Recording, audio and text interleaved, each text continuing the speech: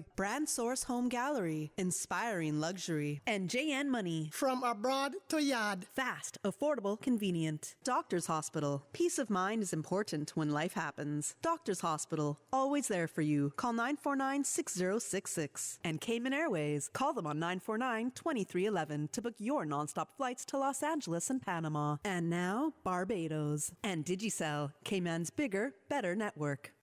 We ask our listeners and viewers to avoid any statements or comments which are abusive, derogatory, malicious, or defamatory. Do not use indecent language or make any statement that is false or misleading. Call 1-800-534-8255, 949-6990, 949-8037, or WhatsApp us on 925-3261.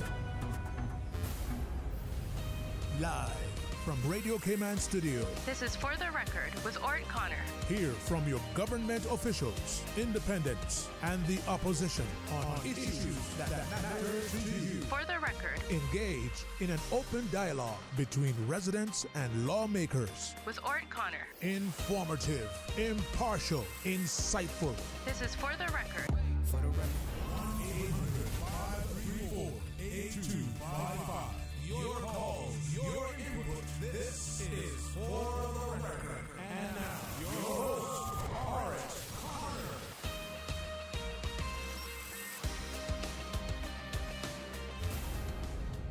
Good morning, good morning, good morning. O land of soft, fresh breezes and verdant trees, so fair. Today is the 8th day of April 2024, right here in the beautiful Cayman Islands. You are listening to Radio Cayman, the pulse of the nation, and this is For the Record. I'm your host, Orrett Connor. Of course, Radio Cayman and For the Record, we're your gateway to the movers and shakers of our nation, and occasionally we will also delve into the pages of our history, and many times that is in the form of reverting to or old newspaper, the Trade Winds newspaper as well.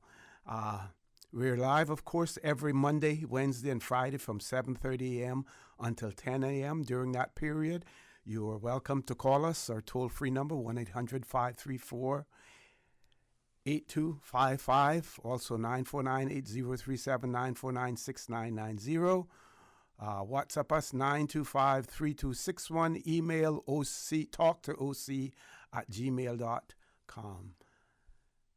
So, folks, again, we want to thank you for allowing Radio Cayman and by extension For the Record into your homes, into your vehicles, as you traverse the busy roads of the Cayman Islands, into your places of work, wherever that may be. Also, for those of you who are celebrating a birthday today, we want to wish you a happy birthday, or if you've celebrated one over the past few days, a belated happy birthday to you as well. And to remind you that the For the Record birthday shoutouts brought to you by Coca-Cola, proud to support your birthday shoutouts. Coca-Cola available across the Cayman Islands from Tortuga wholesalers. You should accept no substitutes. Taste the feeling with Coca-Cola. Also, Superior Auto. Superior Auto, they keep your car in tune. Call them on 949-9570 or 525-9571. So, the birthday shout-outs on For the Record, those are your sponsors, Coca-Cola and Superior Auto. Let's look at those persons celebrating a birthday today. We see Miss Lisa Arch Scott is celebrating her birthday. Mr. Joseph James is also celebrating his birthday. Mr. Ian Tibbetts celebrating his birthday today as well. And we also see where Donna Marie will be celebrating her birthday tomorrow, April the 9th. Of course, if you know someone who's celebrating a birthday today, please give us a call or send us a WhatsApp message. The WhatsApp number 925-3261, and we will give them a birthday shout out courtesy of Coca-Cola and Superior Auto. Earlier, you would have heard Miss Susan chose a very apropos song this morning, Total Eclipse of the Heart.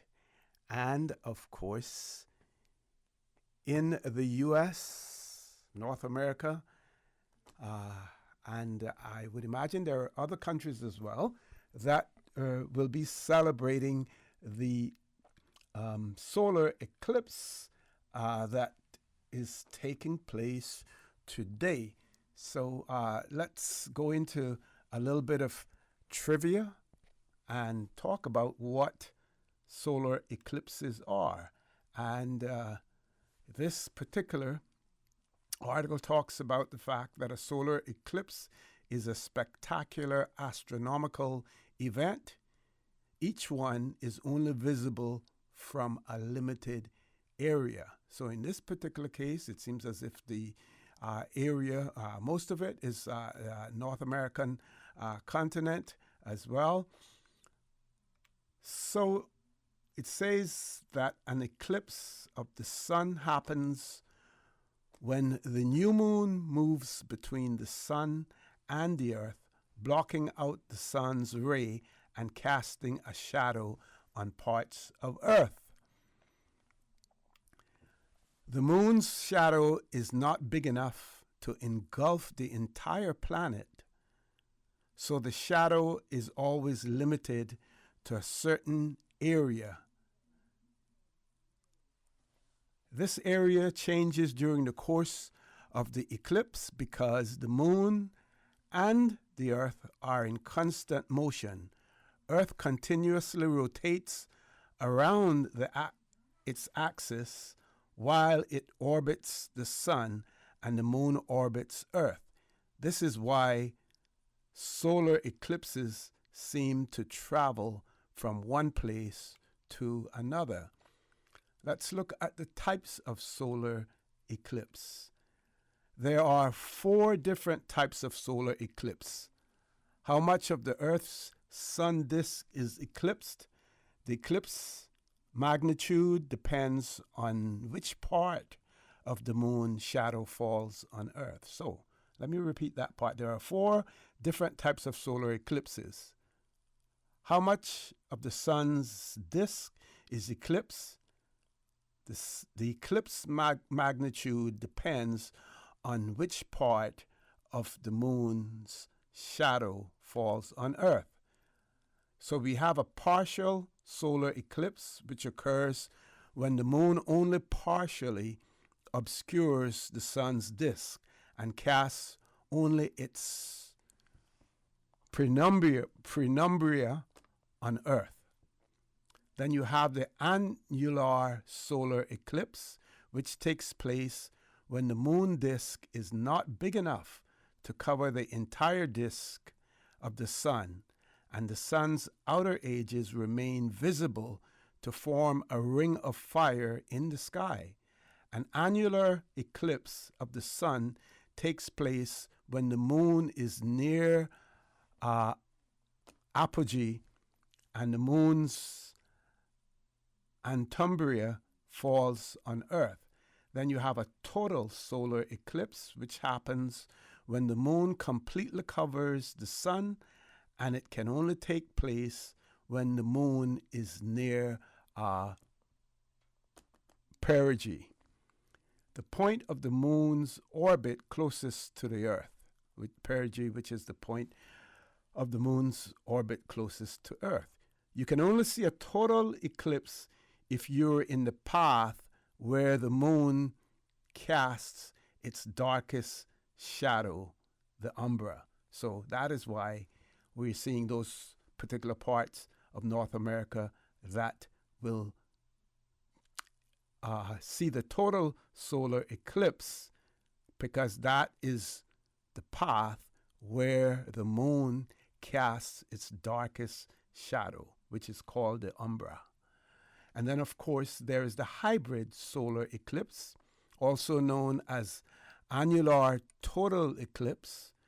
That is the rare type, and that occurs when the same eclipse changes from an annular to a total solar eclipse, and or vice versa, along the eclipse's path.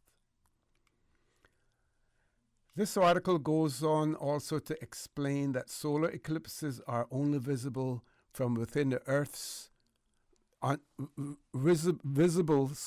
within the area on Earth where the moon's shadow falls, and the closer you are to the center of the shadow's path, the bigger the eclipse looks. Solar eclipses are usually named for their darkest or maximum point.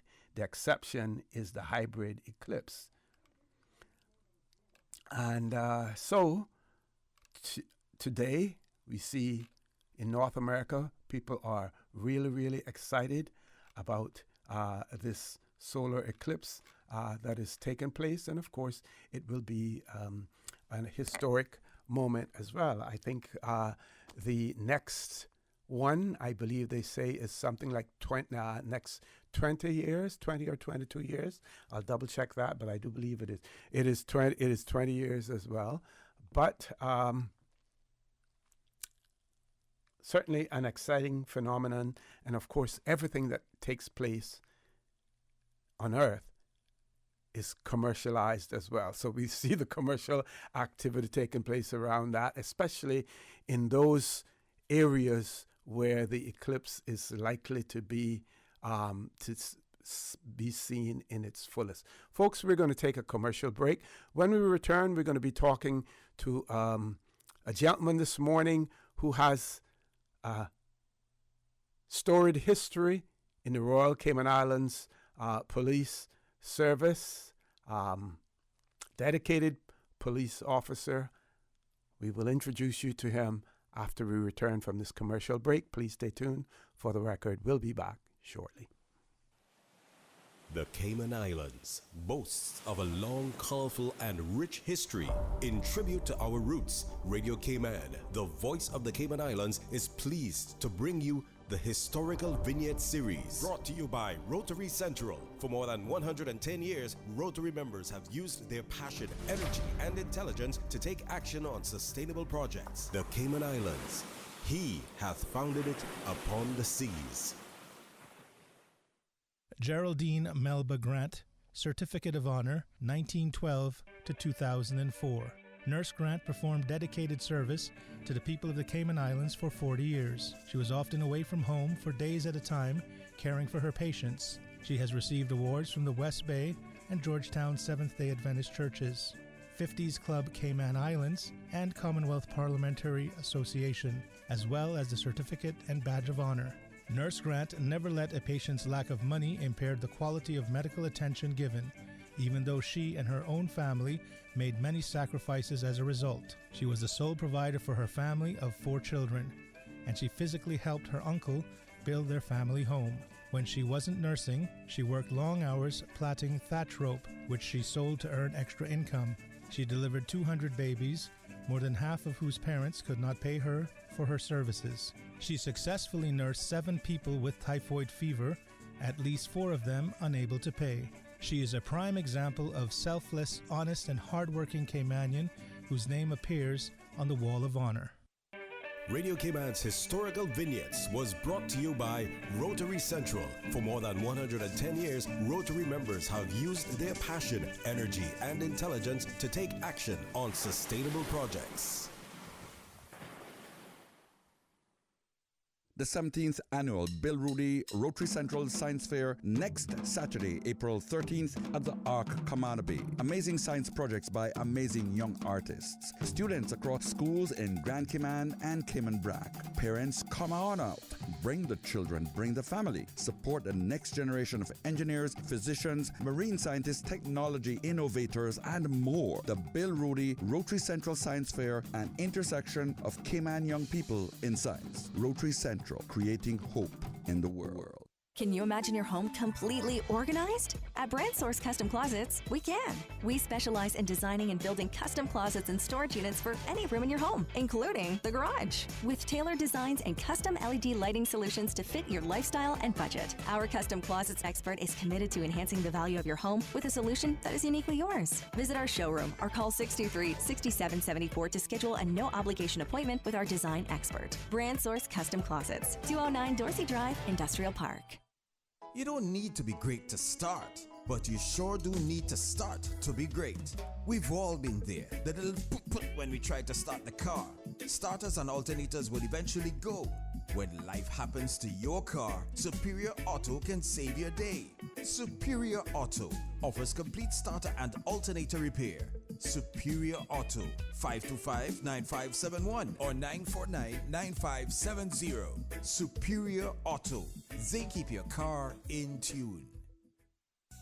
At Doctors Hospital, we know life happens, and usually when you least expect it. So when unexpected medical issues arise, you need quality care close to home. Located in the heart of Georgetown, our accomplished team of physicians and medical staff treat minor urgent conditions such as migraines, chest and abdominal pain, shortness of breath, burns, broken bones, open wounds, and more. 24 hours, 7 days a week with no appointment necessary. Peace of mind is important when life happens. At Doctors Hospital, we're always here just for you. Need to speak to someone? Call 949-6066.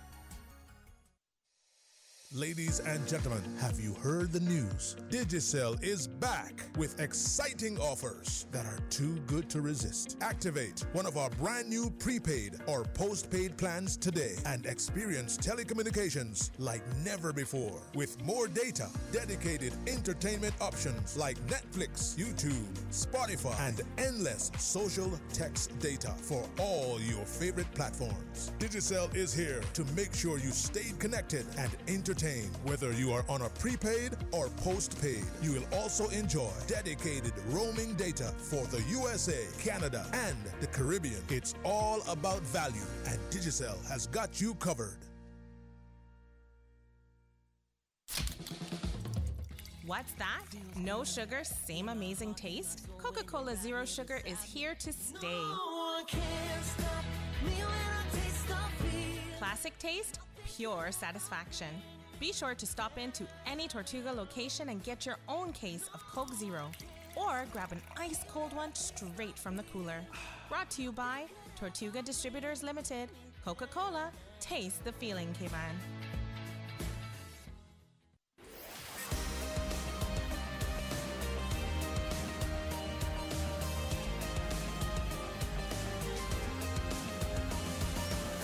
This is For the Record.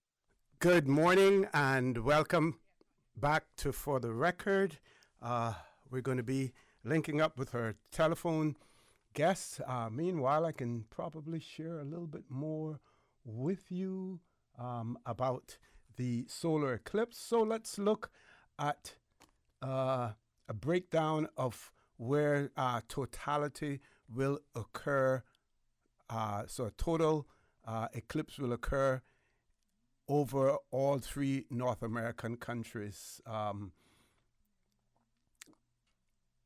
So this is the first in this century that total eclipse will cross over or will be visible through the three North American countries.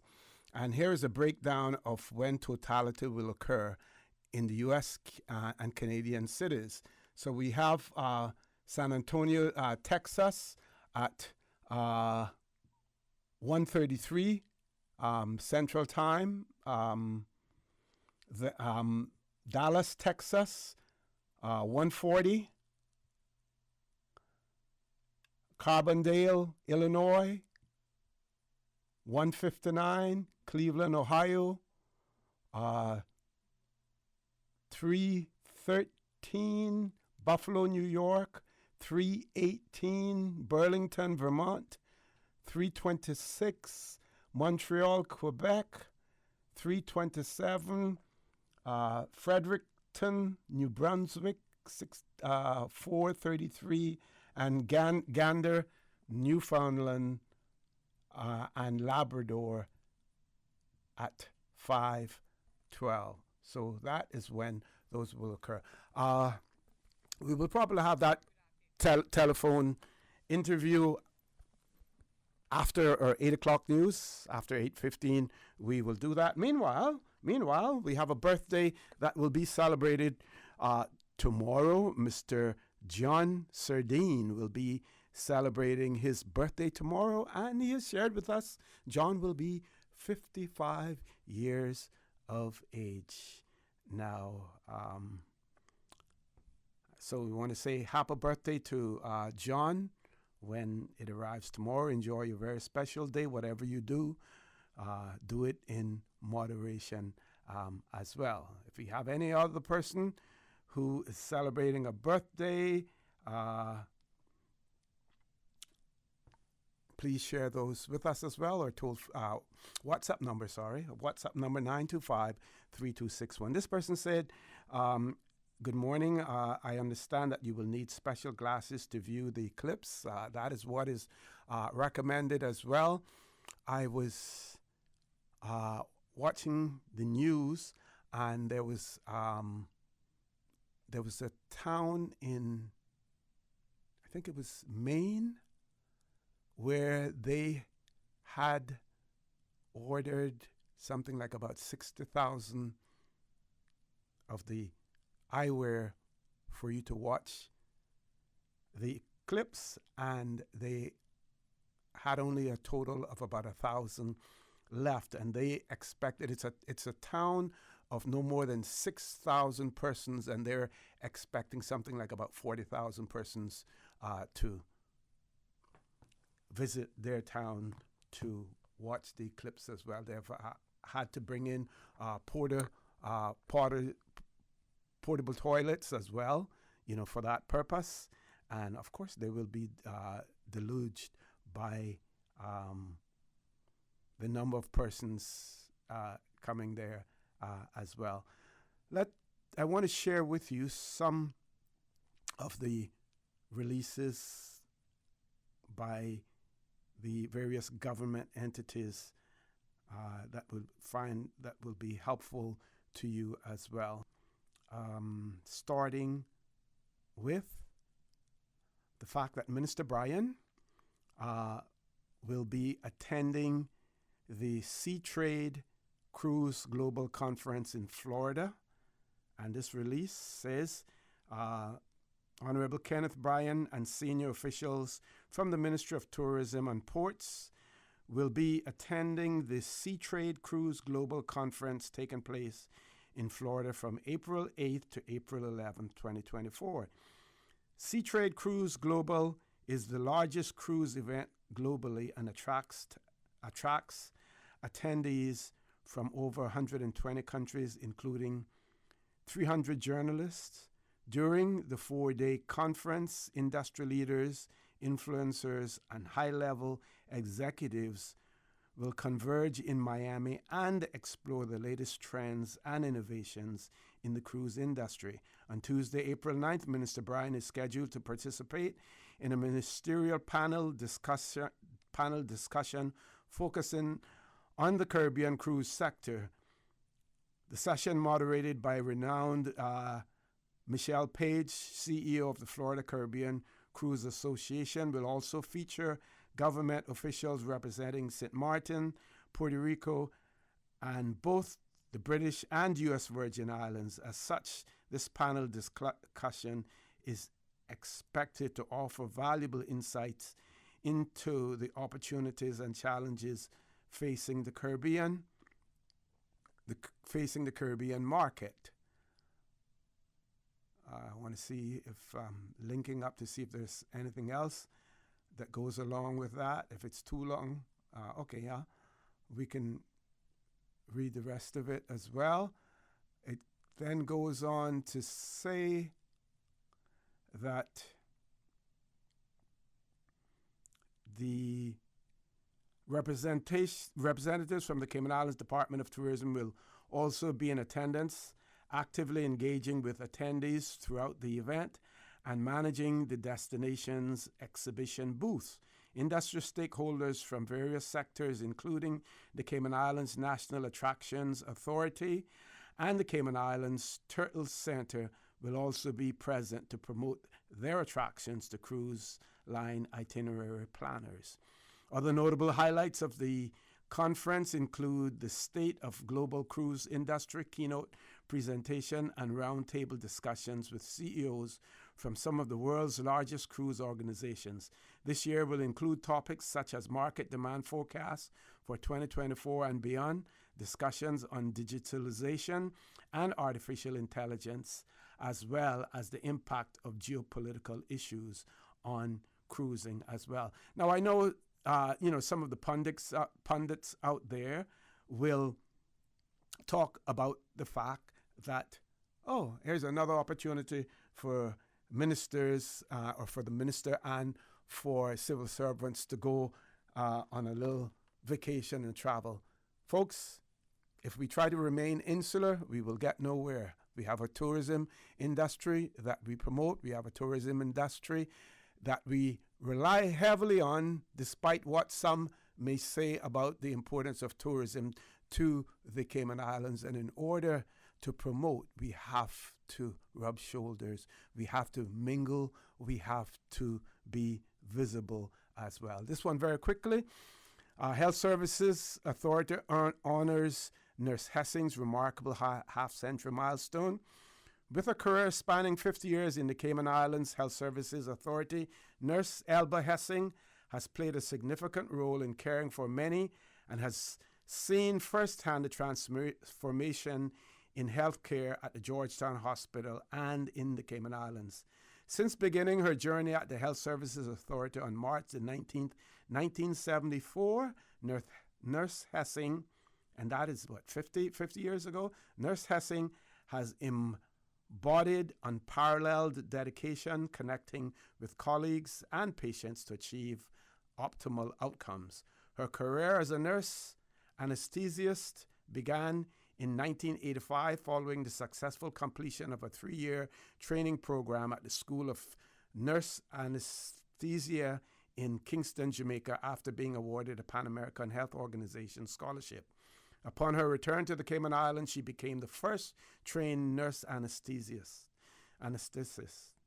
Her commitment to serving others and advancing the profession led to her making a pledge to place the welfare of her patients as a priority, noting that, and I quote, "My greatest satisfaction while working on the wards was to nurse patients, see them recover, and hear them say, 'Thank you, nurse,' before leaving the hospital." Encouraged by the support of her colleagues, Nurse Hessing expressed, and I quote, "I am truly grateful to all the wonderful people for their kind professional encouragement and support over these years, without which none of this would have been possible. May God continue to bless us as we continue to serve." Close of quote.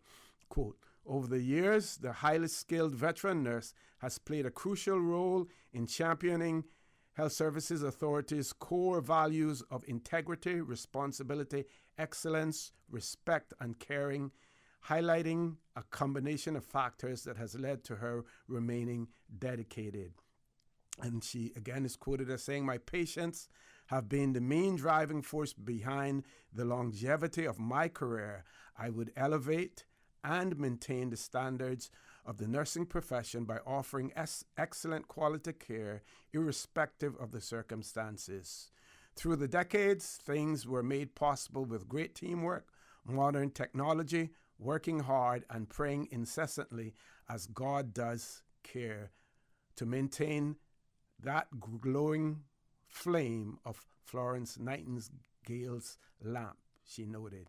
CEO of the Health Services Authority, Ms. Lizette Yearwood, in observing the contribution of Nurse Hessing, stated, "We are appreciative of Nurse Hessing's contribution and dedication to the Health Services Authority for 50 years. We are proud to have her as a standard bearer of care, and we thank her for her many years of service and the HSA community." Folks, top of the hour, 8 o'clock news. Please stay tuned for the record. We'll be back immediately after the 8 o'clock news. Thank you, Mr. Connor. And studio time by Foster's is 8 o'clock. Well, Doc, I'm getting old. I'm out of shape, always on edge and off balance. And how does it make you feel? I guess it makes me feel like I should live better. Here's my suggestion. Are you saying I'm a blank piece of paper? Turn it over. Live well? Is this code? No. Live Well from Foster's and CG Brit-K. A great resource on staying healthy, decluttering your mind, and managing stress. Really? And it's free? Really. LiveWell.Fosters.ky won't cost you a cent. This session, however, live well with Foster's and CG Brit-K. The 8 a.m. news is brought to you by ValueMed Pharmacy. Save time and order your prescription refills online at value-medpharmacy.com. VALU-medpharmacy.com. For today's biggest news.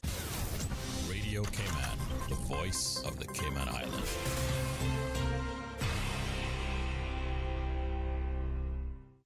With your latest news, I'm April Cummings. The third and final week of the trial of the former chair of the National Housing and Development Trust is expected to get underway in Grand Court. Radio Cayman's Jevy Ebanks has more. Jeffrey Williams Ebanks is charged with breach of trust and conflict of interest relating to his tenure as the chairman of the National Housing and Development Trust. He denies the charges that he removed some 60 loads of fill and vegetative matter and says when he did he had permission from the NHDT. Throughout the trial, the jury of 6 women and 1 man heard from a trucking and business owner and a truck driver who was involved in the moving of the material. The courts heard that the material was set to be delivered to a local non-profit, but the truck driver testified that the local non-profit could not take all of the material. The truck driver testified that while loads were diverted to land belonging to the accused Jeffrey Williams Ebanks and his father, they also heard that other members of the Northside community also received truckloads of the material, however, not as much as Mr. Ebanks.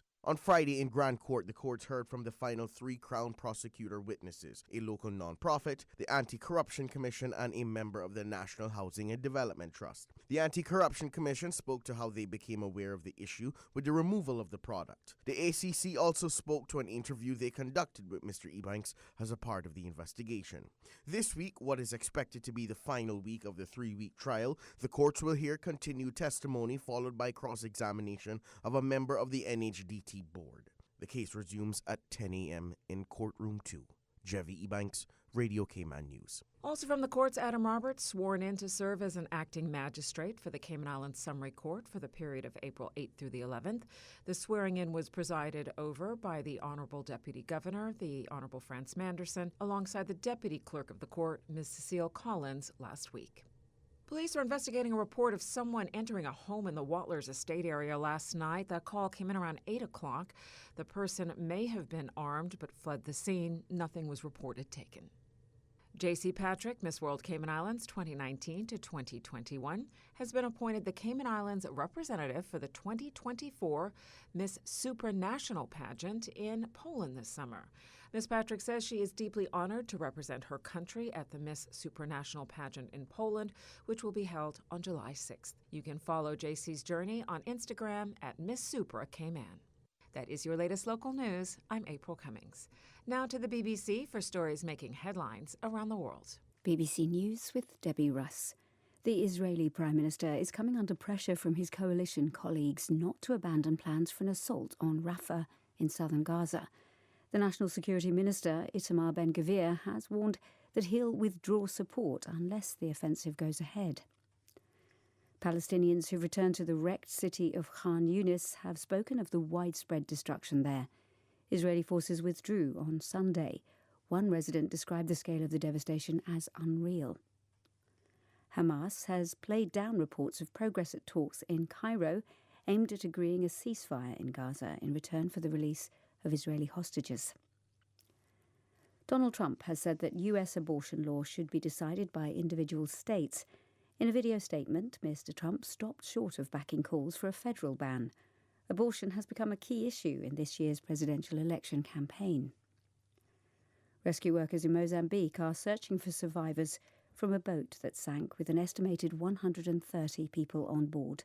The vessel was a converted fishing boat. The Hong Kong authorities have made their biggest seizure of smuggled gold. They found 146 kilos at the city's international airport. One of the world's biggest chip makers is to build a third factory in the United States. The US government is offering the Taiwan semiconductor manufacturing company billions of dollars in grants and loans. An Indian actor who's a candidate for the Hindu nationalist BJP in the forthcoming general election has dismissed a claim by opponents that she ate beef. Kangana Ranaut said it was a baseless rumour. And French soldiers have become the first non-Commonwealth forces to guard Buckingham Palace. They've taken part in the changing of the guard's ceremony at the British monarch's official residence in London. And that's the latest. BBC News.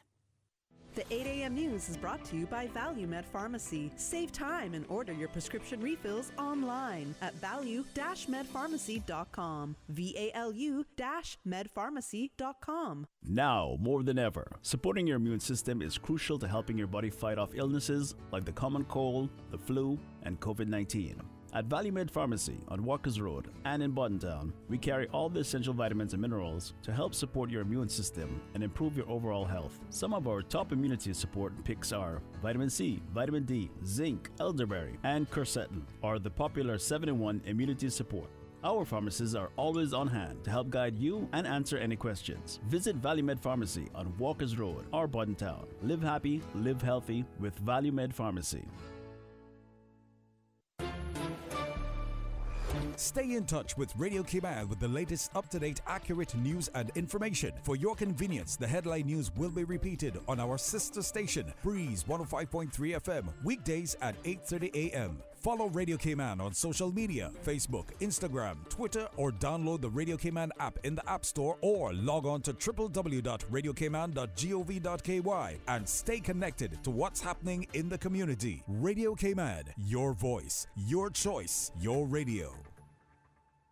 Are you feeling sick, but don't feel ill enough to go to the doctor? Ask your pharmacist for advice. Here at West Bay Pharmacy, our pharmacists have been trained to offer helpful, easy-to-understand advice on the treatment of everyday minor ailments for yourself and all the family. Anything from headaches, cough and sore throat, to cold sores, our pharmacists will know when medical help is needed and will not hesitate to refer you to your doctor if your symptoms demand it. Like doctors, our pharmacists have a professional code, which means all personal information you give them will be treated in the strictest confidence. Visit us today at West Bay Pharmacy, where we care about your health. Social media, X, formerly Twitter, Facebook, Instagram. Interact with our talk shows on YouTube. Download our official Radio Cayman app, or you can log on to our website, www.radiocayman.gov.ky. You can also add us to WhatsApp on 925-3261. All the latest information, breaking news, community events, and more. Radio Cayman. The 8 a.m. weather report brought to you by CG Britcay, where people come first.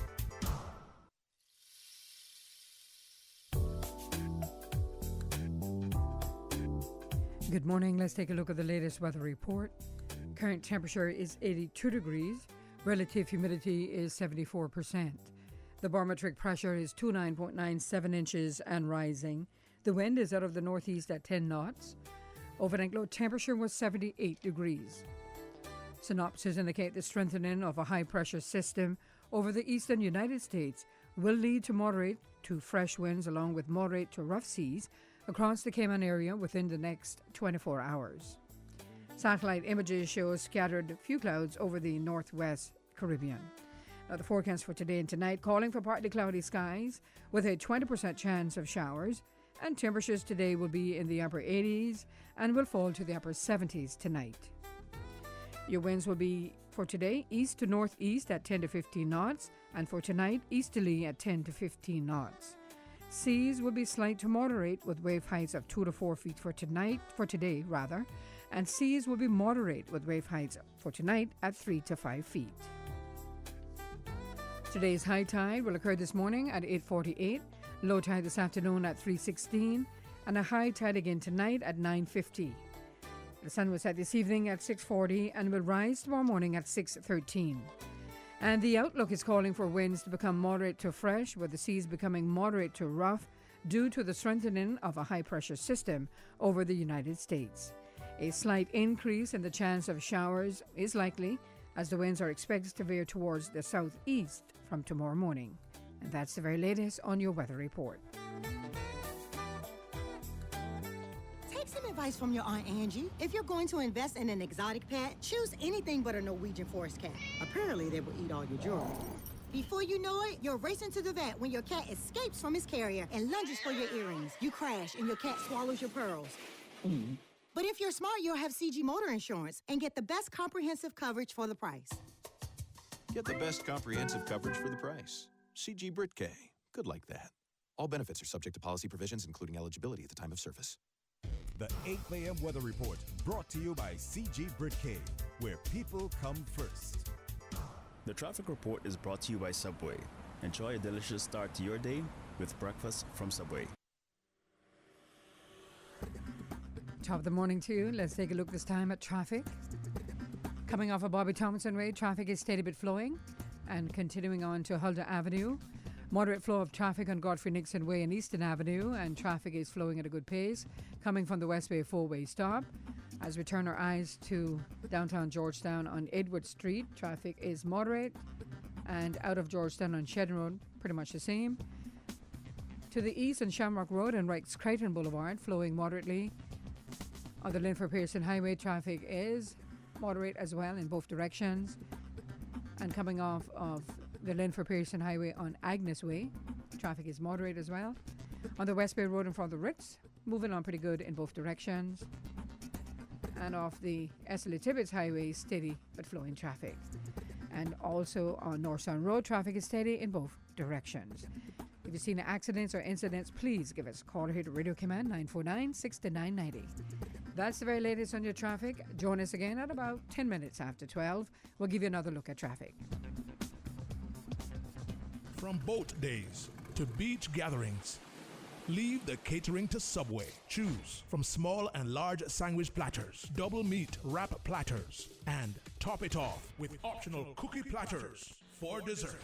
Or ask about our Subway box to go with the option of 6-inch or foot-long sandwich, 1 cookie, and 1 bag of chips for all occasions and celebrations. Let Subway focus on the food so you can focus on the fun. Visit subway.ky for catering options. Subway. Eat fresh. The traffic report is brought to you by Subway. Enjoy a delicious start to your day with breakfast from Subway. Hey Bobo, have you taken the pledge? What pledge? The Safe Drivers Pledge, to show your dedication to fostering a culture of responsible driving. Some of the accidents we have in Cayman could have been avoided simply by drivers being more vigilant behind the wheel. You're right, Our actions behind the wheel can have serious consequences. Everyone should make a commitment to drive safely. Where can I take the pledge? Visit gov.ky/road safety/pledge. Thanks. I'll tell others to take the pledge too. Let's make our roads safer together and say no more for 2024. Visit www.gov.ky/road safety for more information and to take the pledge. Family and caregivers, the Ministry of Education's Early Childhood Care and Education Unit and the Early Childhood Association will host their annual Early Years Extravaganza. This will be at the Georgetown New Testament Church of God on Sunday, April 7, during the Week of the Young Child under the theme, It Takes a Village. Come down and enjoy performances from our talented children and early years educators. Activities start at 4 p.m. sharp. See you there.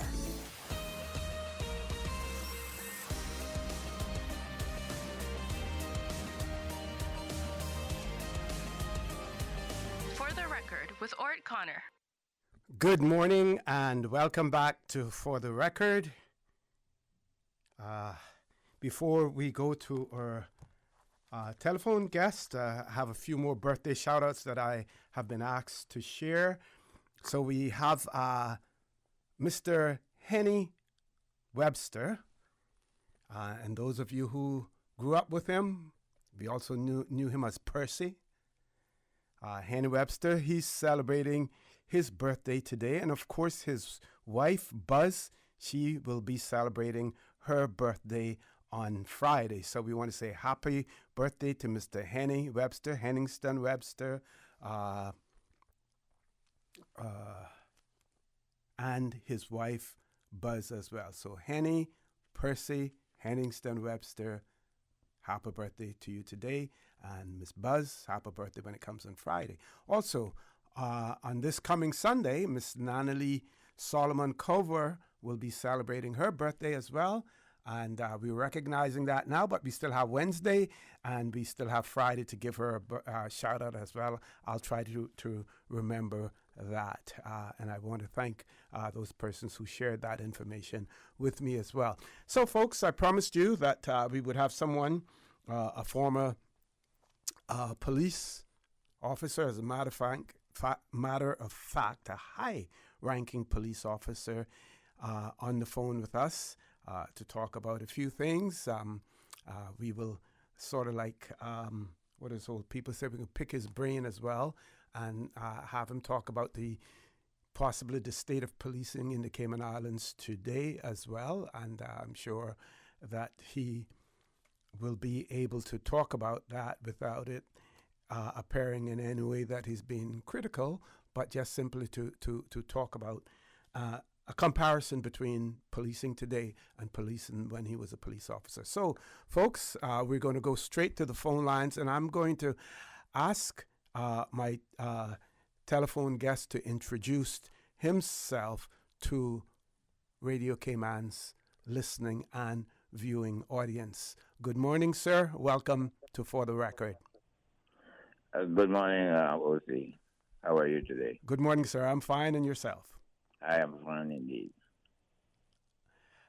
So I'm going to ask you to, I haven't given your name yet, so I'm going to ask you to please introduce yourself and tell us a little bit first about your early career, what prompted you to join the what was known as the police force, Cayman Islands Police Force at that time, now called the Royal Cayman Islands Police Service. My name is Rudolph D. Evans, better known as Rudy Evans. A number of things caused me to join the force, and in so doing, it really and truly stemmed from my seamanship, my days at sea. Those two things are closely entwined, actually, my policing and my seaman knowledge. It was my driven and constant plodding by a then brother-in-law of mine, Liebert Forbes, who really and truly caused me to join the service with absolutely no regrets thereafter. Back in the day when I joined, which was 1942, there was a number of things. Having gone to sea, it became clear to me that the two occupations, careers, being as close entwined as they are.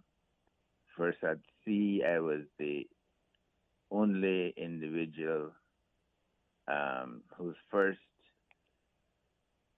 language was English for several months.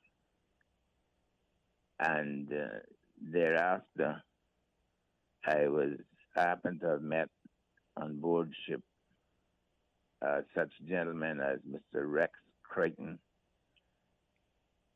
to whom I forevermore seem indebted to and gratitude for. Because of his presence, their life was made so much easier, and there was other individuals like Shem Powry and others on the ship. It was 32 of us on board, and that was literally 32 different nationalities. I was recruited for national bulk carriers by the beloved lady, Miss Gwen Bush, who was at the time had to be the most beloved lady in the island. They called her Mama Gwen, Miss Gwen, all the niceties in names. I did 15 months overseas in my first instance as a seaman, having gone through a number of things from severe pink poisoning to the enjoyable moments I spent at sea.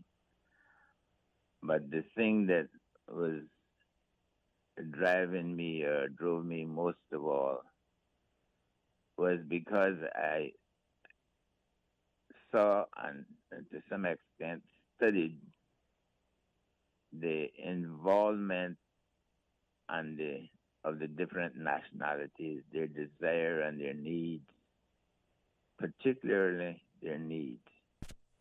And almost without exception, each individual had their distinct needs, ranging too many now to be explained in this short interview. Did you tell us how old were you when you first went to sea, sir? 17. 17. Okay. 17 and 17 days. Yeah. My brother-in-law, Liebert Forbes, as I say, was the driving factor of me joining. And as, of course, in those days, if you were of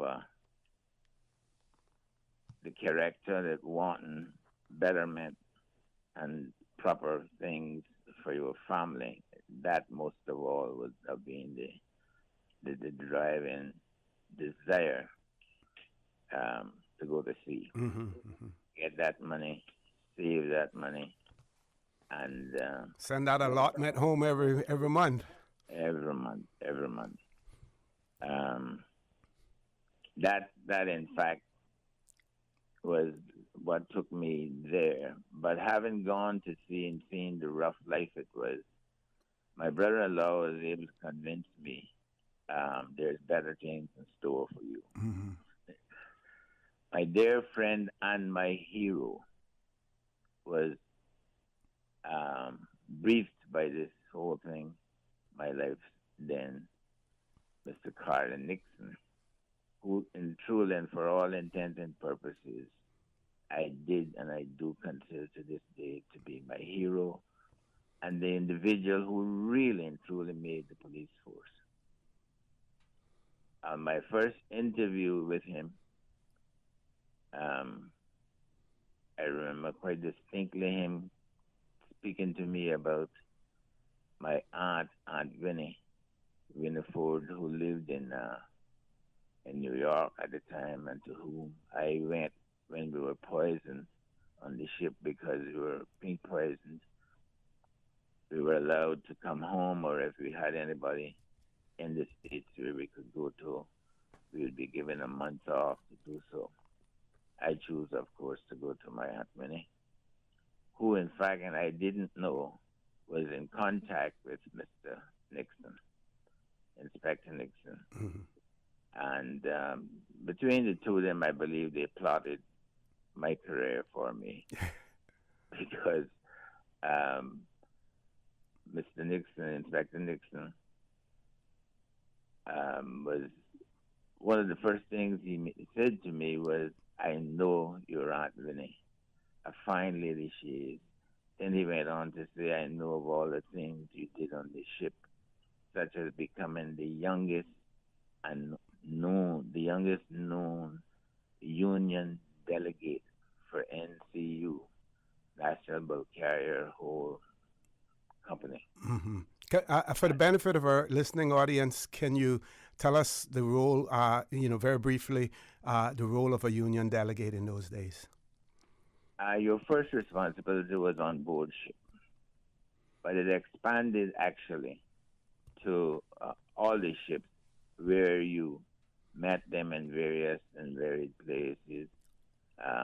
Persian Gulf area was one the ships that I sailed on was the Phoenix and a tank bulk carrying ship. And I was very much involved in checking off the stores, because you took stores on board, stores being from meats to vegetables to everything, all the needs of the ship, humanly needs. And you would be there and you check off these things. If you did your job well, you were sometimes granted the great privilege of getting a call from Mr. Rich. Mm-hmm. Mr. Rich at 360 Lexington Avenue. Yep. And that was considered in itself another pat on the shoulder or on the back. I moved from when I got home. I was appointed greatly through Rex Crichton to this position, who has quite a dominant figure on the ship that I was on. Mm-hmm. And as I said, he was very persuasive. To my great surprise and joy, I later on after that appointment met a dear friend of mine who unfortunately has now passed. That was Mr. Rudy of West Bay. And we corresponded like two brothers, being in the same situation and position.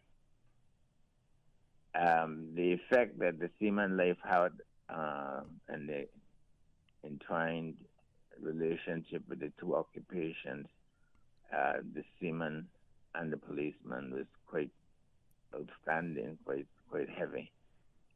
In that, the first thing that Mr. Inspector, forgive me for calling Nixon. Mm-hmm. That's fine.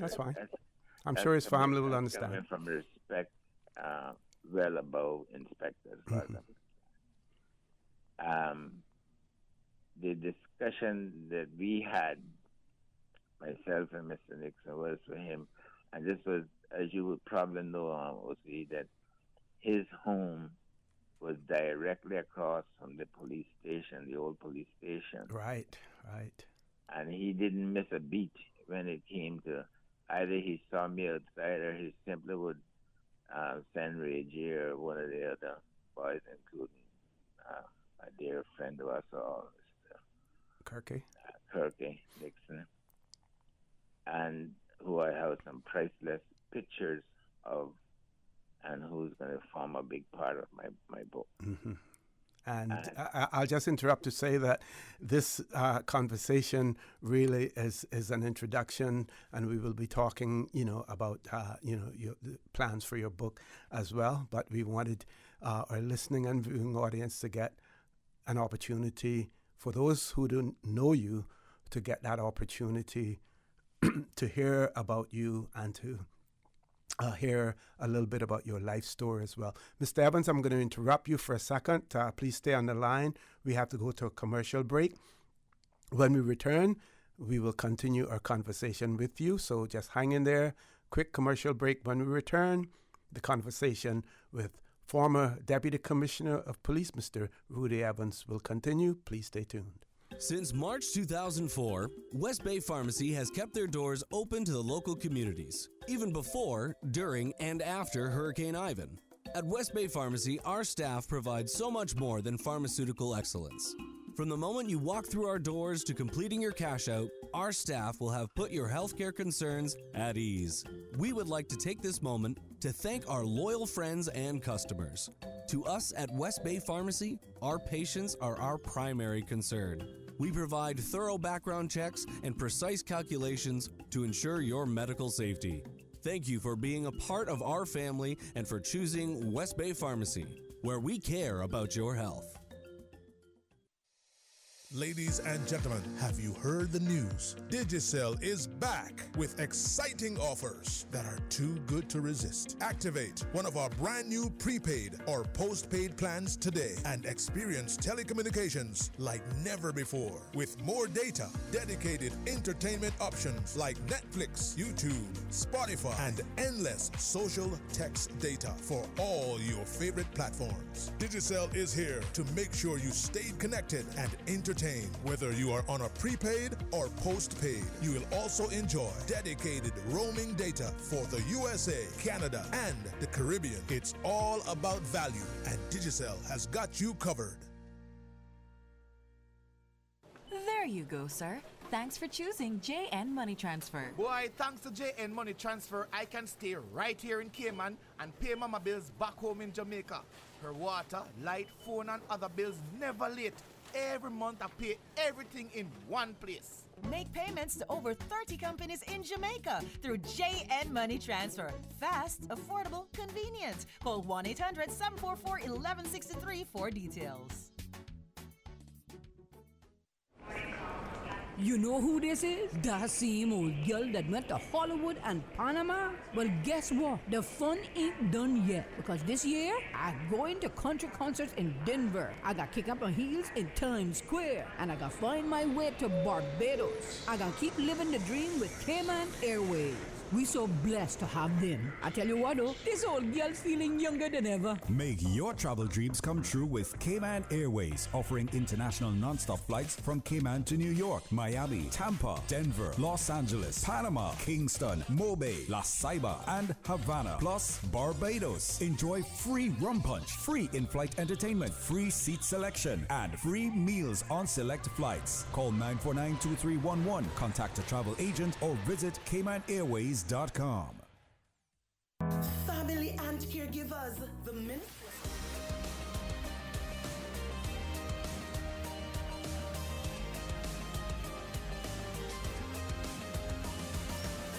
This is For the Record. Good morning and welcome back to For the Record. We have Mr. Rudy Evans on the line with us. He's a former Deputy Commissioner of Police in the Cayman Islands. Mr. Evans, during the course of our conversation, we, of course, will receive messages or questions from our listening and viewing audience as well. And I will try to intersperse those questions, with the conversation that we are having. So there will be times that I will interrupt you, but I will try to interrupt you at those junctures where there's a little pause or a little break. So one of our listeners wanted to know that your early days in the police force would have been then when the cells, only part of where the cells were covered, and where some of the prisoners would actually go and pick up the lunch from Miss Doris's restaurant and bring in, or even some prisoners were allowed out during the course of the day, and at night then they would come in and be locked down as well. They wanted to know if that was during your time as well. Yes, that is entirely factual. To the listening audience, I want to make a correction here. Right in this book, we'll see there's literally many dozens of dates and times. And I was looking at one. I joined the force in 1963. Mm-hmm. And I joined I had been in as a seaman, 1959. All of this came to head between the years 1959 and 1963. So just to make a minor correction there. Yes, speaking of the construction, the design of the police station, I was fortunate to have, as I said, the police station of that day was immediately across the street, directly across the street from Inspector Nixon's home. Who very early in joining the force, he would call me across to his house, particularly on a Sunday evening, where I would sit down. He did not, and he stressed. None of his boys, he said, went to see or would go to see. But he wanted me to talk to him all through this kind of thing. And in a fatherly or just a jocular way, he said to me a number of times. In fact, the name he gave me, and even as he's leaving the force, he never ever called me by rank. He named me West Bay Boy. And that was humorous, became humorous on many, many different circumstances. Yes, there's the intricacy between the police force and being a seaman rested very heavily on my mind throughout my career, actually. And one of the end results is I did some silly things. I don't know whether it was things, attitude, mentality, or whatever it was. From being a seaman, I became, I guess, young, bravado, and filled with energy, to the point of almost being fearless. The hijacking of the Lanika Airlines, yes, and my action there is indicative of what I was, what I developed, what I gained from being a seaman. Always felt like, I had to put myself out first. And then there was an incident when I was appointed more than asked to by my dear and good friend ever, Mr. Dennis Foster, and then I think it was Chief Secretary, who appointed me with no question because that's the kind of a character he was.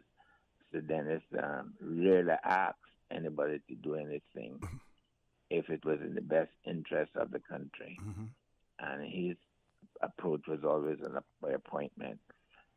He called me around the table those days. I think the government operated with what was called the Executive Council. And those were held each Wednesday evening. And he had me there for the first time to sit in on that meeting, that he then told me he had appointed me to go to the United States, Baton Rouge, Louisiana, to be exact, to bring back a Caymanian who the U.S. government had they didn't want to put him in prison as his service and action in the force, in the service there demanded. He thought because they would give him what the Jamaican police guys call a blight. Instead of send him to prison, they would give him a blight and send him home. He was a very valuable asset. He was a very valuable asset to the U.S. military, but took such drastic action as to, he was charged for use or the improper use of explosives, and I was asked, or as I said, Mr. Foster was appointed me to go to the United States to bring him back because they didn't want him to come back on his own. And I went and I met with the gentleman 3 days after. They briefed me of all the things that he did, what to expect from him, his service as an intelligence officer in the military. Assured me that as dangerous as he was to them, I had no reason to be concerned, which led me then to ask the instructor officer of the military who was with me on that occasion in what was called a roadhouse, which is it was a step down from a motel, drastically step down. But they assured me that they often used it on such secretive occasions. I felt comforted by that, and went to bed, and I must have went to sleep pretty early. But around about 2 o'clock in the morning, I heard this peculiar or non-peculiar noise in the room. And I opened my eyes and looked towards the bed or bunk where this gentleman was supposed to be. And there he was playing with one of the hugest, or the hugest, I think it was called, in a 357 Magnum revolver. Wow. And he looked at me with one of the most ridiculous, sarcastic, or whatever name, anything other than pleasant smile on his face, and invited me out to let's go for breakfast. This was about 3 o'clock in the morning. And I got introduced to their favorite breakfast in Baton Rouge, grits, porridge grits with egg, soft-boiled egg, and they just poured it. Mix it up together, yes, yeah. Mix it up together. It was the most ridiculous breakfast I've ever ate in my life. But to show that I had a stomach, that I was tough and, on his line, because he was watching me, and I was already being briefed that he was well-versed in body language as well. And I know what he was thinking. But we were able to get through the night. Next morning, I called the officer, the military guy, who had briefed me on the whole procedure of getting him back. And I wasn't kind. I said words that was not exactly gentlemanlike, because that was me. I was, as I said, this bravado attitude and thing. I still felt very strong. And having talked to him about, you promised me that I'm safe, and Lord, lo and behold, my biggest danger slept in the room with me last night. Why? Why do I have to, or do you expect me to have him travel with me? And he says, oh, no. He assured me that that the check-in counter at the airlines knew about this gun, and he must surrender it before he was allowed to fly. So I got quite strong on that point, and I said, well, if that's the case, then I should be the person who hold and control this gun from here on in. And I'm insisting, otherwise I'm not going back with it. And they agreed to that. The end results of myself and all that went on at that time, I won't call a name out of respect. And we appreciate that, even though I know those persons on the other listening end are anxious to hear it, but I am really extremely grateful for the respect that you are showing to that person and their family as well. Thank you very much for that. Yes. And the whole thing turned out to be strange, because even though they were adamant that that's the U.S. authorities, we had to take him back to Cayman. He came back here very proficient in musical instruments, particularly the Cayman Islands, in the Cayman Islands. So much so that he was asked and invited a number of times by one of my younger children at that time, who themselves was into the instrument the piano, and he was absolutely incredible. He would bellow out the old Fats Domino songs and perform like them and all this sort of thing. Anyway, we recruited him for one single specific purpose into the force, again with the support of Mr. Foster, to do a specific act. At that time, there was, again, I won't call any name, but there was a gentleman, a lawyer in Cayman. I refer to it in my book as terrorizing. He was terrorizing the people of Cayman, at least those who he came in contact with, by all forms and manners.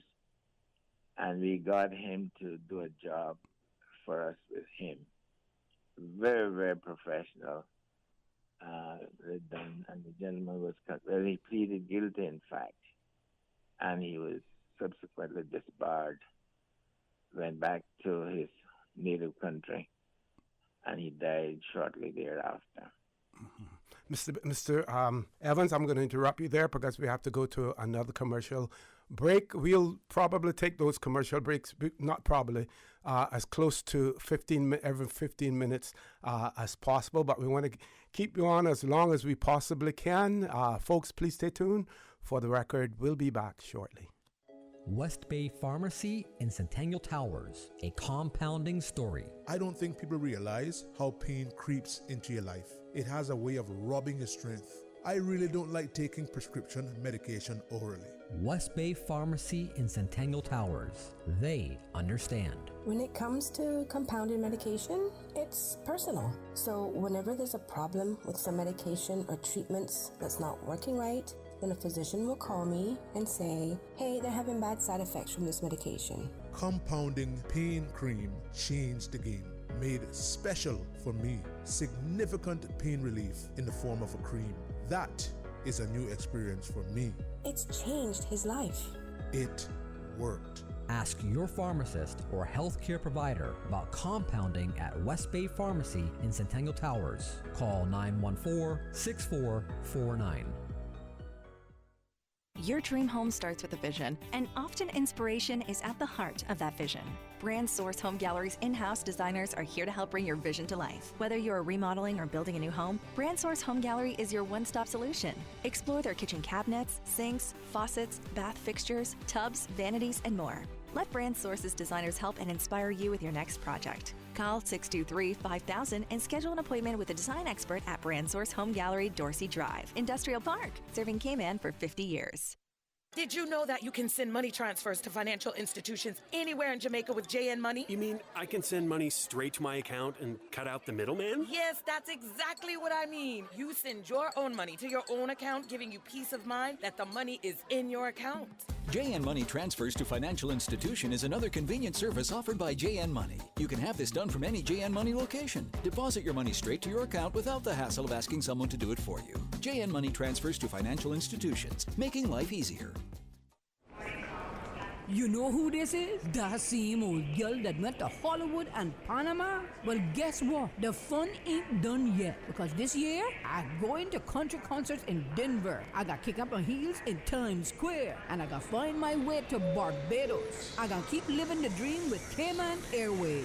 We so blessed to have them. I tell you what though, this old girl's feeling younger than ever. Make your travel dreams come true with Cayman Airways, offering international non-stop flights from Cayman to New York, Miami, Tampa, Denver, Los Angeles, Panama, Kingston, Mobay, La Ceiba, and Havana, plus Barbados. Enjoy free rum punch, free in-flight entertainment, free seat selection, and free meals on select flights. Call 949-2311, contact a travel agent, or visit CaymanAirways.com. The Passport and Corporate Services Office is advising travelers to check their passports to ensure all is in order ahead of summer holiday travels. Travelers should check their passport validity, verify entry requirements for the destination, and apply for or renew passports and visas early. For more information, call 345-649-7678 or email passportandcorporate@gov.ky.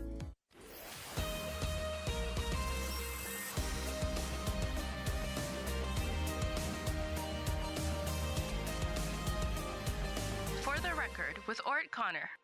Good morning and welcome back to For the Record. Before we resume our conversation with Mr. Rudy Evans, the former Deputy Commissioner in the Royal Cayman Islands Police Service, who joined the police force in 1943 and has written or is writing a book, and we're going to get him to talk a little bit more about that as well. We are asked to send birthday greetings to Mr. Manuel Hall, who is celebrating his birthday tomorrow, and birthday greetings are coming from his sister, his daughter, and his nephew as well. And his birthday is tomorrow, Mr. Manuel Hall. Also, Mr. Evans, one of our listeners who would have been a colleague of yours as well, says the most loyal prisoner was Garland, also known as Four Kind. The writer says that you could send him to any store to get things without a problem. So while he was a prisoner, you could send him on errands and he would be right back. They just wanted to share that with us as well. Back over to you, sir. Yes, Osi, there's a lot of truth in that. Evidently, this individual has a clearer mind than myself, or memory. And I would love to speak personally with that individual. Perhaps he can help to take me forward in my endeavor. Okay. What That's an invitation. Yeah, what I'll do over the air is I'll get his permission to share his phone number with you, and I'll pass that on to you. I thank you very much. Off air. Yeah. Okay. Okay, if I'm permitted to, allow me to go forward. I have other commitments as well, so let me go forward, if that's okay with you, O.C., into my police career. And the reason for me referring to, amongst many things, Mr. Inspector Carla Nixon, he was his ability to define qualities in individuals. And this was from the most seasoned police officers to the very youngest, being me.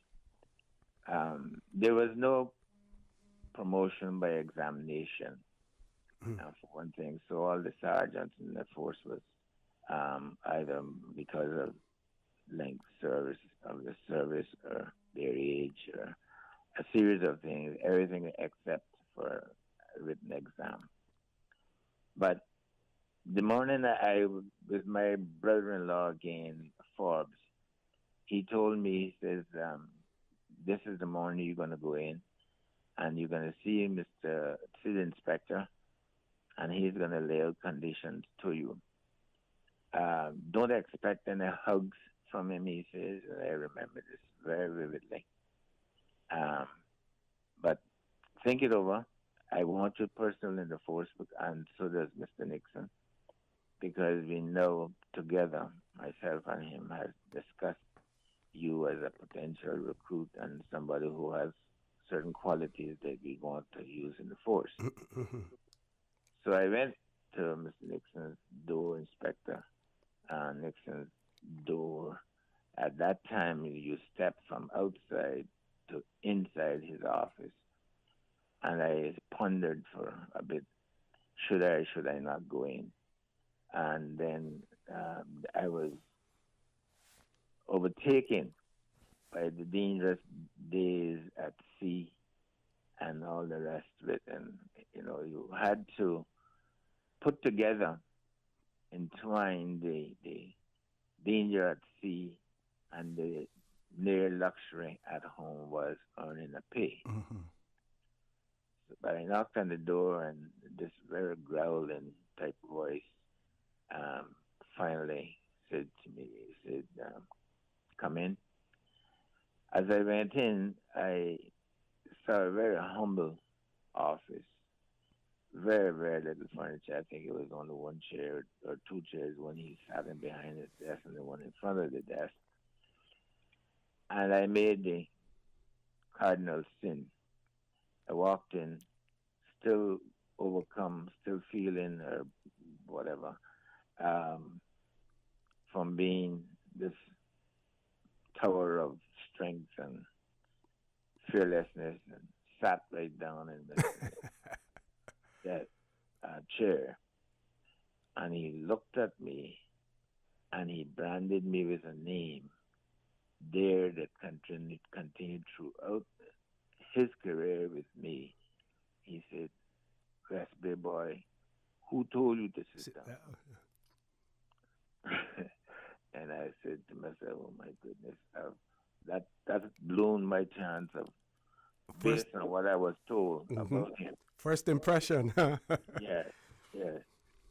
And then I started to get up, and he said, "No, but I'm going to want you to reverse the whole thing all over again if I don't find your interview valuable, not to you or to me, but to the force."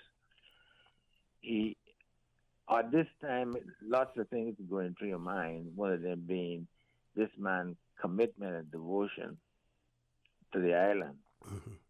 And he said, "No, I want you to know what you see of me today is me. But tell me where you joined the force." I told him what Sergeant had told me, Forbes had told me, and he said, "Well, I expect the same thing of you." He says, "I'm going to have my secretary along with me swear you in." And I went through that series, that situation there and then with his secretary. And he said, "Now, West Bay boy, you're a police officer of this force. You will be what I want you to be. That's to be me. First and foremost," he said, "we both now are heavily indebted to this small police force. But I know from your career at sea and the things that I was told that you did at sea, that you can help me put things right." Hence the reason my book is entitled "Fixing the Ills of the Cayman Islands Police Force." We stepped outside. He showed me the perimeter of, I'm sure it's clear to you what that was then. And he said, "I want you to go back outside my office, meet with the sergeant, that Sergeant Forbes, because I briefed him of what I want from you. And you will make notes on what you see that is wrong and what you, with your experience as a seaman and the thing you did to sea, you can do to improve the police force, as it was then called." I indeed went out. His secretary gave me a notepad, and halfway out the door, before I then went on my journey, because I was supposed to come back the next morning to do my survey, I felt so empowered, would be the correct word, I guess. By looking at this man, huge man he was. Yes. Huge man. Huge stature, yes. Commanding, domineering. He was everything, a tower of strength. And again, I paused on the outside and I'm saying, this man is telling me to go into the force. Outside started Monday morning, I think, to the best of my memory, that was a Friday. And come back Monday and start making notes of things that I saw wrong in the force, things that could be fixed. He said I would prepare all the documents that will be made available to you whenever and wherever you want them, except for they must not leave the station. Them days, the reporting of offenses or offended persons, because I don't know which was most now, was called the station record. It was a huge book. All reports was entered into that, and then it was assigned to one of the two sergeants who was on the shift. And he said, well, when you look at that whole thing, it was all stuff, and of course, majority by far reports those days was about bicycles. Yep. Mr. Evans, I'm going to ask you to pause there again. We're going to pause. While we're on our headline news, one of our listeners wanted to know when you joined the Royal Cayman Islands Police Service after leaving the sea, what was your level of education, when you went to sea and when you joined the police force as well? Folks, top of the hour headline news. When we return, the conversation with Mr. Rudy Evans will continue. Please stay tuned for the record. We'll be back shortly. From Radio Cayman's newsroom, this is Headlines. Local, regional, international news. You can safely view the partial solar eclipse at Camana Bay near the cinema with the help of the Cayman Islands Astronomical Society today. They will have volunteers on hand to help explain the event, and a telescopic projection system is set up to view the event safely. Maximum coverage will be at 1:49 p.m. this afternoon, but the Earth's shadow will cover part of the sun from 12:40 p.m. to 2:55 p.m. Of course, as you likely know, the eclipse will not be a total eclipse for the Cayman Islands, but it will be for some other parts of the world. Which brings us to international headlines where millions of spectators along a narrow corridor stretching from Mexico to the U.S. to Canada eagerly await today's celestial sensation. For them, it's a total eclipse of the sun. However, forecasters are calling for some clouds, so there are concerns. The best weather is expected at the tail end of the eclipse in Vermont and Maine, as well as New Brunswick and Newfoundland. It is promising to be North America's biggest eclipse crowd ever, thanks to the densely populated path and the lure of more than 4 minutes of midday darkness in Texas and other choice spots. Also making headlines today, former U.S. President Donald Trump says he believes abortion should be left to the states in a video released today, outlining his position after months of mixed messages and speculation. In the video, Trump again took credit for the U.S. Supreme Court's decision to end Roe v. Wade, saying that he was proudly the person responsible for the ending of the constitutional right to an abortion, and thanking the conservative justices who overturned it. Those are your headlines. I'm April Cummings. More news available at www.radiocayman.gov.ky. Check out our social media pages: Facebook, YouTube, X, formerly Twitter, Radio Cayman Headline News.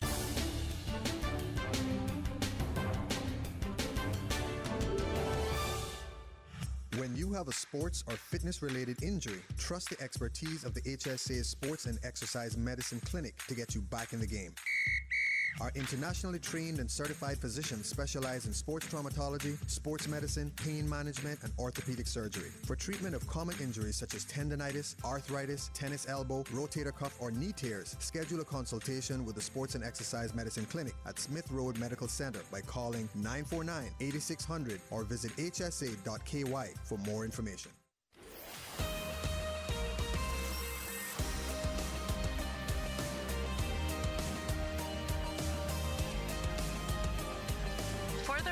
With Orrett Connor. Good morning and welcome back to For the Record. We continue our conversation with former Deputy Commissioner of Police, Mr. Rudy Evans. So one of our listeners wanted to know the level of education that he joined the police force with. And Mr. Evans, another question, another listener had a question as to why did the police force only recruit officers from Barbados and Belize at one point in time as well. And do let us know when you actually have to leave, or let us know in advance so that we can give you an opportunity for some closing comments as well. But before, on the start of this segment now, if you could remind our listeners of the title of your book, what stage it is at, has it been published already, where will it be available as well, sir? The latter of your questions first. Okay. The title of the book is Fixing the Ills Within the Police Force, and God knows there was many of them at that time. Mm-hmm. And the transcript of the book, you have to be very legal, very thorough. So it's going to my lawyer, and we'll put a tentative date on it, the 21st, between the 21st and the 27th of August. I have been working on it forever. Well, yesterday, in fact, made it 9 months. I've been working on it. For those who think that's a very long time, well, as I said, one have got to be very careful. You have to be guided by legal minds and language use, and all the rest of it. So the transcript very soon now could be as early as the first of next month. And they have assured me that it's going to take not less than a month for him to go through it properly. It's being done intermittently with his day-to-day work.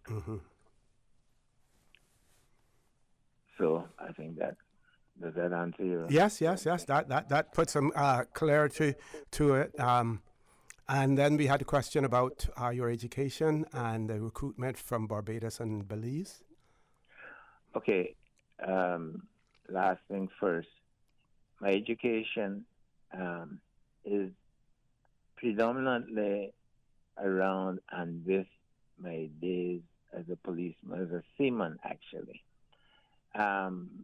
Because I went to what was called an all-purpose school, public school in New York when I was there with my aunt, which was only for a month, but I was able to glean quite a lot from that. My initial schooling was the West Bay Town Hall, it was called, under Miss Beulah Smith, was the head teacher, with some dear, loving other teachers such as Hope Borden and Faith Borden as well, two sisters. Borden, yeah. And they were, because I'm going to ask my wife to leave the room because she don't want me particularly to put this in. But anyway, my school days started with the town hall. Then I was moved as my father went to sea. I was blessed with being able to go to two private schools. The latter being Miss Izzy Powery School. Another lady who I reach out to in her honor of her name did so much for the students of West Bay in particular. She was responsible for it because of her guidance, engineers, sea captains, and all the 9 yards that goes with it. Education level was primarily through my colleges, and I went to the Bramshill Police College, is known pretty much in Europe to the sort of equation would be what West Point is to the U.S. military. And I wrote theses, I did a lot of stuff there at that college. It was from etiquette around the table to a number of things. I was appointed the social person for the country, for the West Indies, and overseas in general, students at Bramshill. The involvement of, and I think your other part of your question was factually where was I educated. I have no formal education. I have no certification in any degree. I'm referred to as a well-spoken individual, an individual who has self-educated myself from seaman life to through police. Mm-hmm. If it was possible now, and if this was televised, I would be showing you an example of my study books. And I'm using to write this, my own book, I'm taking some material from the book of Bryant, that's spelled Bryant, one of the most daring hijacking of a plane from New York to Cuba. And I used that in the example when the hijacking took place here. Mm-hmm. When I was angry and was expected to be fired because the unforgivable sin of when the then Commissioner Pocock and the governor went up on the steps that took you straight into the plane, and in their very best English, the old chap stuff, demanded that the people that they surrender, and told them that one of their men has been captured. The immediate results of that was, and this is all pictorial, I have this in the book. Okay. Was that one of in fact, the lead hijacker came to the door with one of the stewardesses with his gun, which by itself caused quite a furore. I'm not allowed, bound by secrecy in the police force, not to go into detail, but other than to say the weapon was not very popular weapon, but it had very specific purposes. It's called the Walter PPK pistol. I went also to in Texas, Florida, various states where I went through colleges. Then, of course, starting with Jamaica. Now, the question of why did the force primarily consist of these individuals and countries that you mentioned, Mm-hmm. that is playing such an important part, and I thank the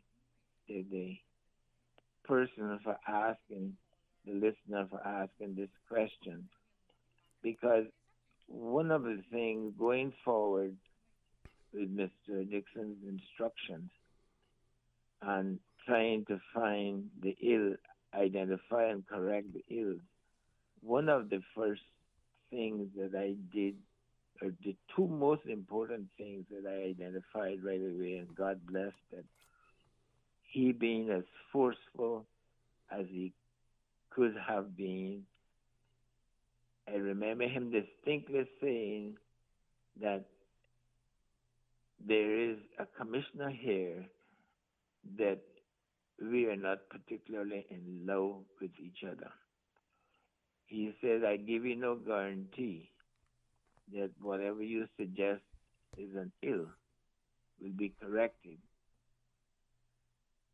but that he would try, and he had one individual who definitely would support what was put forward. Mm-hmm.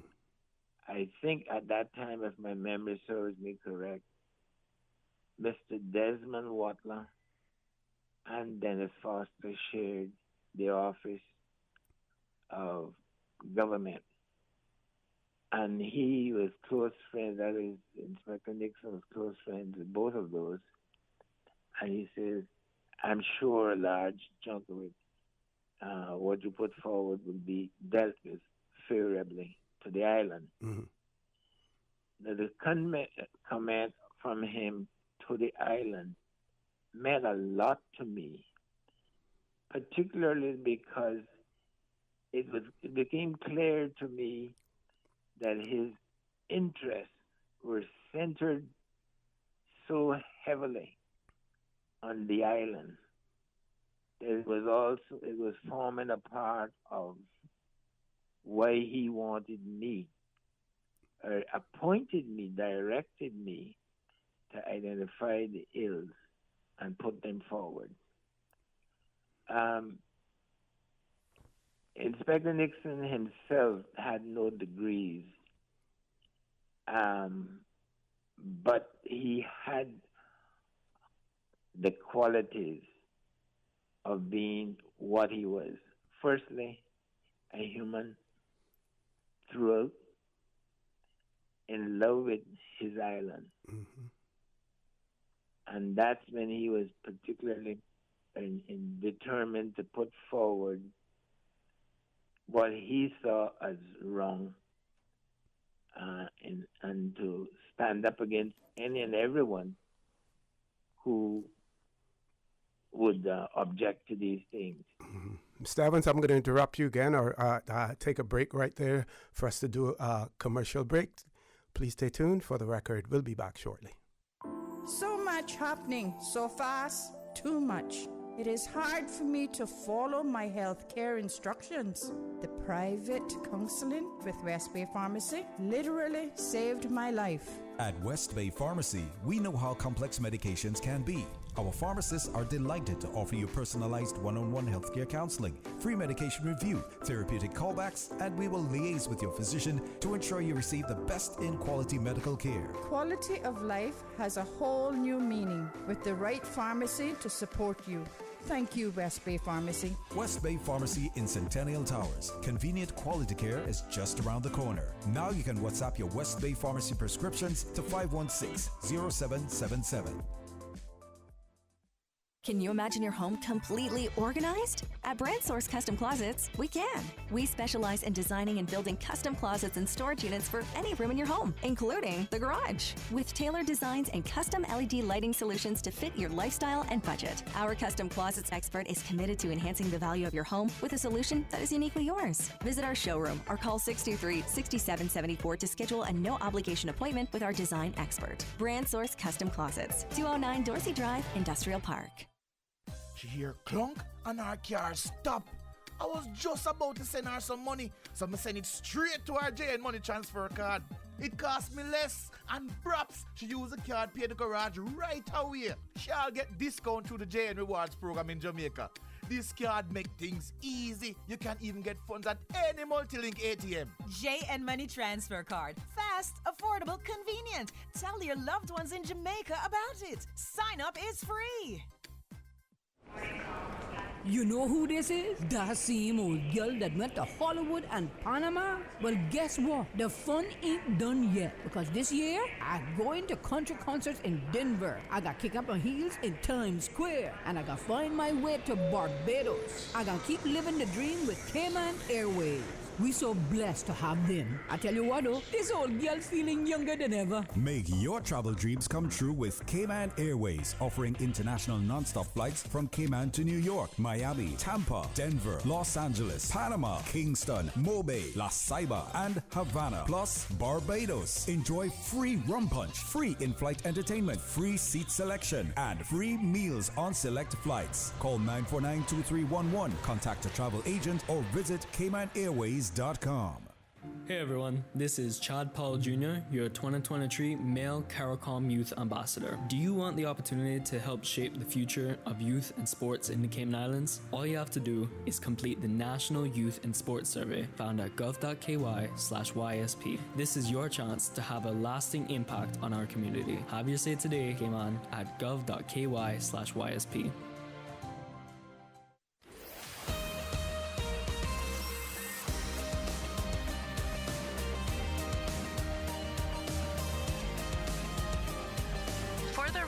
With Orrett Connor. Good morning. Welcome back to For the Record. We're going to resume our conversation with former Deputy Commissioner of Police, Mr. Rudy Evans. Before we go back on the in the conversation, Mr. Evans, we do have a caller who wanted to ask a question or make a statement as well. So we're going to ask that caller to please do that now before we resume. Caller? Good morning, Mr. Connor. How are you? I'm fine. Good morning. Good morning, Mr. Evans. Good to hear your voice there. You know who this is. You recruited me.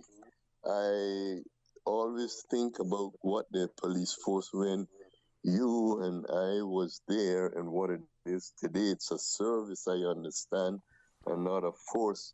But I remember that you always had the Caymanians at heart to get them, encourage and employ them.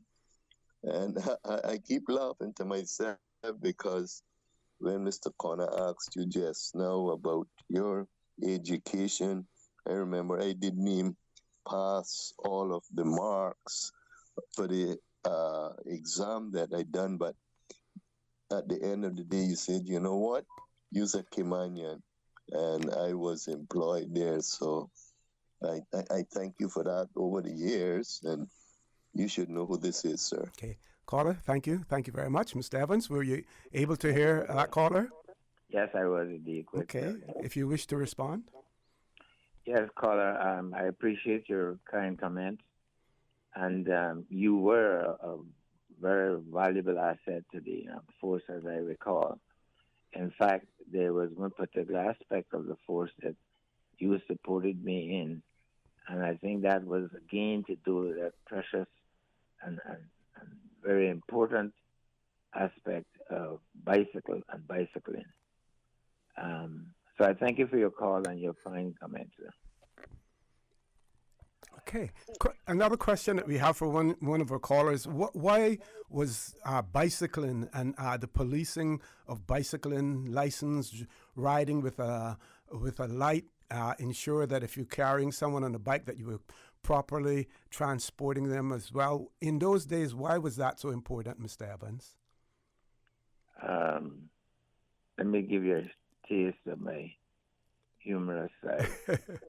If I continue answering these questions, the sale of my book is going to go down because I'm we have between now and August, so there's still some more time to talk. Yes. Your question again was?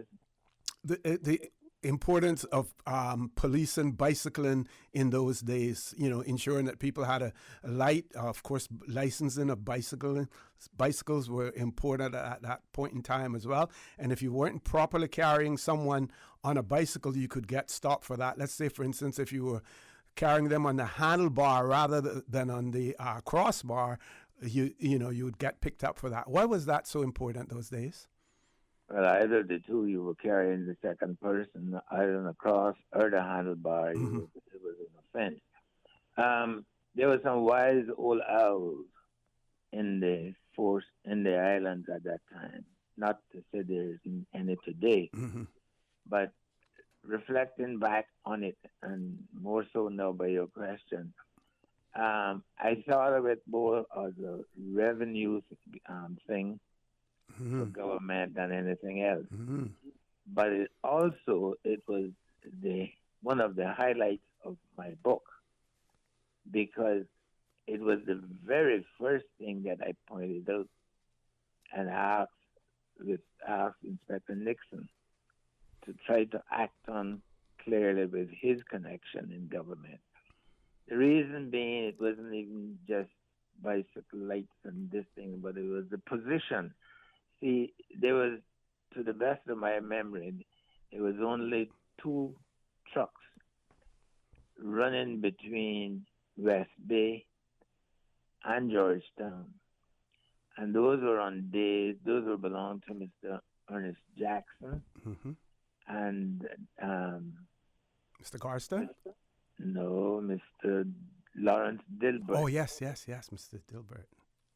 And if you didn't get out by the road, a certain position on the road, at 6 o'clock in the morning, they had no obligation, and they exercised that right to stop for you. So you had to be fit, agile, and determined to get to town. The employment those days for young men like myself was on the Georgetown dock. And that was when we had the Miracle and the RH vessels and bringing stuff from Jamaica and Tampa to Cayman. And that ranged from cement to lumber. I think we had a Kirko too, one named the Kirko. There's a Kirko. There's a Kirko as well. Yes, there's three of them. And if you can imagine that you leave from town, from West Beirut, from whichever district you were coming from, into town, there was no fancy cranes and forklifts and that sort of stuff on the dirt. It was all manual. And so when you get those 90-pound bags of cement, and you had to offload them by sling from the ship to the ground, to the dock, and then onto the trucks. And you did that from 7, 8 o'clock in the morning till 3 or 4 o'clock in the evening, you would be pretty bloody tired by the end of the day. Those individuals invariably rode to Georgetown, those who missed those trucks. I don't recall anyone who was persons who was coming from the east, any of the eastern districts, to take on that line of labor. If you would think the harshness and the inhumane position based on police being strategically positioned along the West Bay Road, which by itself was a struggle to get to and from Georgetown. The police would be positioned there to catch those individuals, man and woman, riding to and from their work, carrying through, as I said, such tasks as offloading trucks. Offloading trucks to town would be from thatch rope onto particularly the Miracle,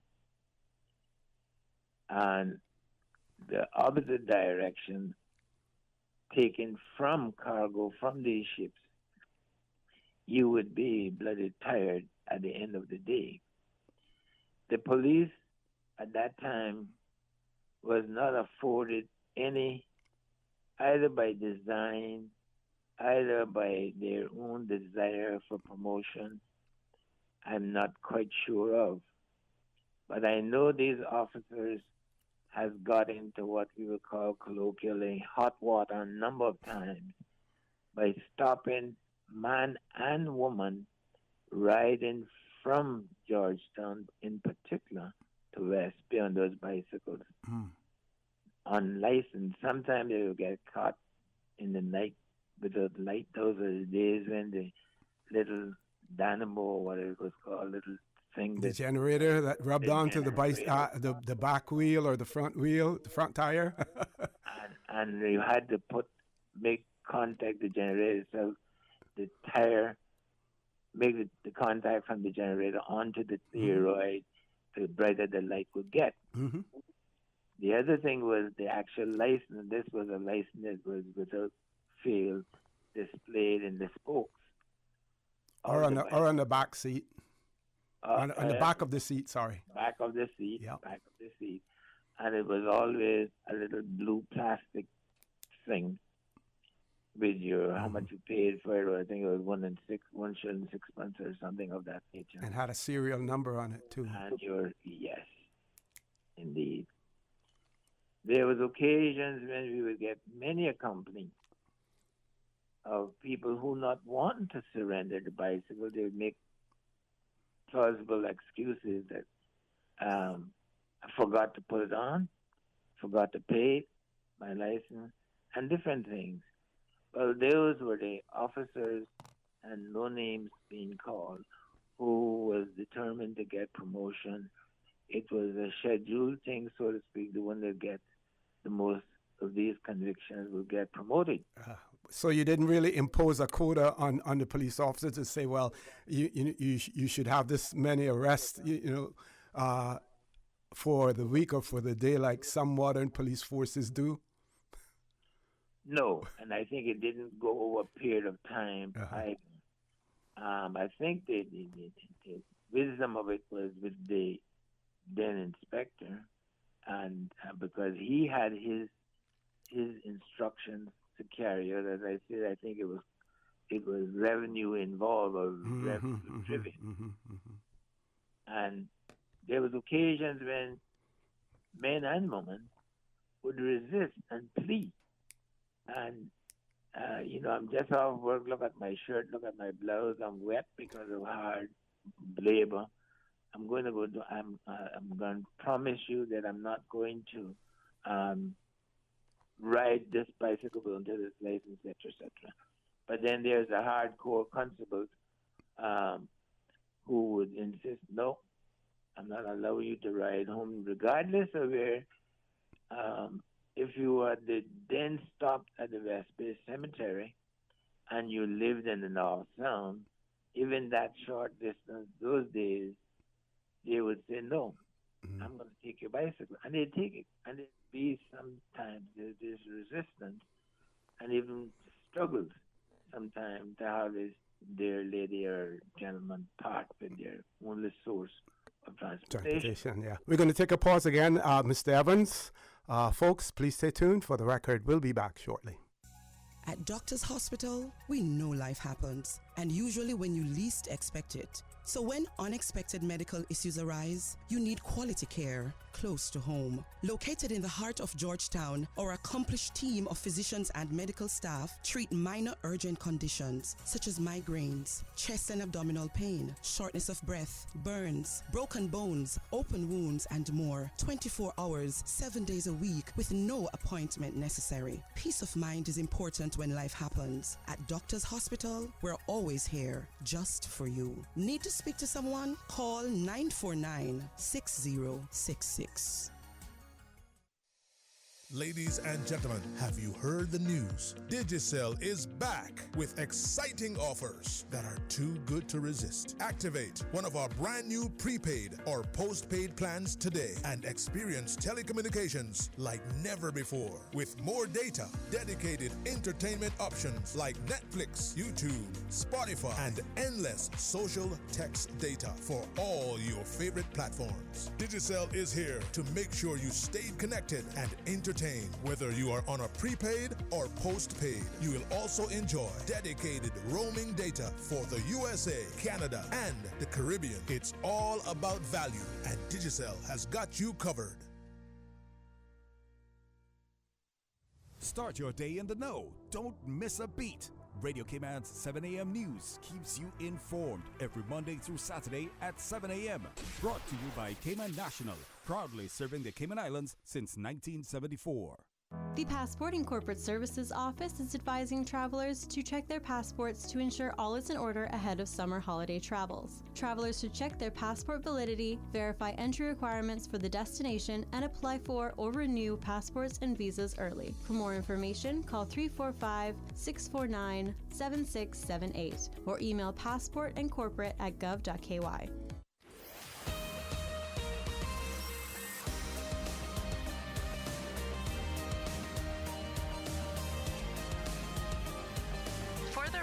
With Orrett Connor. Good morning. Welcome back to For the Record. Those of you who are just joining us, or those of you who have been with us, to remind you that we're having a conversation with Mr. Rudy Evans, former Deputy Commissioner of Police in the Royal Cayman Islands Police Service. When he joined, it was known as the Police Force, Cayman Islands Police Force. We're talking about his book, which is in manuscript form at the moment. Mr. Evans, there are some of our listeners who identify with most of what you're talking about. And one person wanted to share with us the fact that in talking about the lawyer who was disbarred, I think they pointed out that during the course either of the trial or the person was convicted, and at that time was prevented from practicing law, but on appeal had won his case. So I think they wanted to point that out as well. And one of our listeners, they're not sure whether or not they received an answer in relation to the reason for recruiting police officers from Barbados and Belize. And don't forget, don't worry too much about the book. We'll have more opportunities to talk about your book between now and August. Okay. Yes. The latter question is very near and dear to me. And the first one again, would you repeat that one first? Well, the first one, the person was pointing out that the particular lawyer that you were talking about, that he was found guilty, prevented from practicing law, but on appeal won his case. My short answer to that is that I have no recollection of that ever happening. Mm-hmm. My reference to terrorizing was just enlarged and enlightening the listener on that. Okay. Was because I personally think now, as I thought then, that it was destructive, particularly of young men, his behavior, because he was a Houdini in court. He was able to get so many people off of on cases that was glaringly unfair to the community. Mm-hmm. So my personal opinion was that it created that kind of a Houdini trickery or whatever it was, or convincing the judges of that day, was such that the people, they developed a sense of recklessness, and to the point where caution in the use of ganja was so prevalent that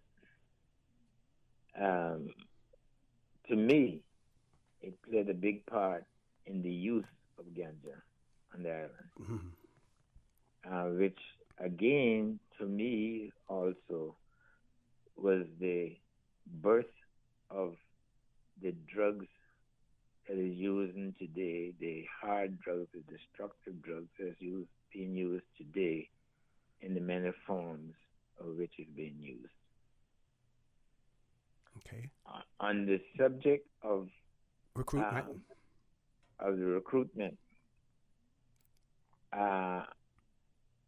I want to say personally to that listener and his or her question, you're a darling. You are the highlight of my book. You have touched on a subject that is extremely dear to me. And at the same time, I want to say to my dear friends of the Barbados police forces in particular, and Belizean forces, that my comment on this in form of an answer has got nothing to do, because today all of you still here, notwithstanding for various reasons you're not any longer in the force, you served the force well, you made your contribution, and for that I want to comment that you, by your own action and efficiency, is what helped to propel me through the force with the speed that I did, that I rose from taking the exam of the corporal, skipping that and going to a sergeant and there onward. Insofar as the actual recruiting of overseas officers, and they being here today, some of them, They're very dear friends of mine and me as a friend to them. And I hope that they're listening because I'm saying this specifically to those individuals. Though, to be factual and honest in my book, I have to raise some instances where they're not indicative of everything being lovey-dovey with me and them and with them and the police force as a whole. But neither is that the case with the Caymanians, the local members of the force. In fact, one of the first things that I did when I rose to the rank of deputy commissioner was to call a meeting of all local officers. By local, I mean Caymanian officers, and point out to them, because there was indication that this may be a part of my problem. And so calling them together was for the sole purpose of assuring them that, yes, I will see them through thick and thin, but they had to be loyal in all instances. I say that to say this, that there has been, over my years, 30 of them in the police force, there has been no difference in the behavior, disciplinary behavior of the Caymanians and any group of overseas officers that I have seen or even discerned to be taking place. It was one of the tasks that I attempted most forcefully to have changed, where we would have a Caymanian only police force. I went as far as formed a league with the Metro-Dade police force, who I was able to bring down superstars such as Mercury Morris of the Dallas Cowboys. They were renowned Canadian group of stunt riders. And again, this statement is made clear by the many pictures that I shall have in my book. The fishing, take a kid fishing, was all designed to bring the Caymanian youth up through their early lives to loving and respecting the police force. To that end, we had a program where we had people, and I never forget, a very staunch anti-police lady from an outer district, to avoid identification of the person. Sure. She eventually came to me and said how glad she was that she could have the police come to her house and pick up her boy on evenings when permitted, take them to their home to spend time with their children, and that he over and over told her when he grew up he was going to be a police officer. Now, the reason for this all was to grow the familiarization of a policeman and who he or she was, what it meant to them, and to the society, our society as a whole. Regrettably, when I retired, and I say this without any possibility of truthful resistance, when I had this program going full strength, my very last event, Take a Kid Fishing, we had close to 200 parents and children on the West Bay Public Beach. It is, as me and my wife often talk about, the occasion when we did not, for whatever reason, have pictures taken of the many children was there with their ketchup all over their faces, eating hot dogs, hamburgers, generally provided, almost predominantly provided by Foster's, my dear friend Dave Foster, Jake Scott, and others who sponsored that program to parents and children alike, to keep them in tune with the police force and to help them reach their desire to become policemen. Okay. Unfortunately, the very, I guess, I would say the day, I'm not sure of this, but I was told by a reliable source within the police force that the day my successor took over, all of that went out the window. Okay, we're going to take our last commercial break, Mr. Evans. When we return, we're probably going to have about 10 minutes left. I want to give you an opportunity again to highlight the title of your book, fact that it is in manuscript form, give you an opportunity for some closing comments as well. Folks, please stay tuned for the record. We'll be back shortly.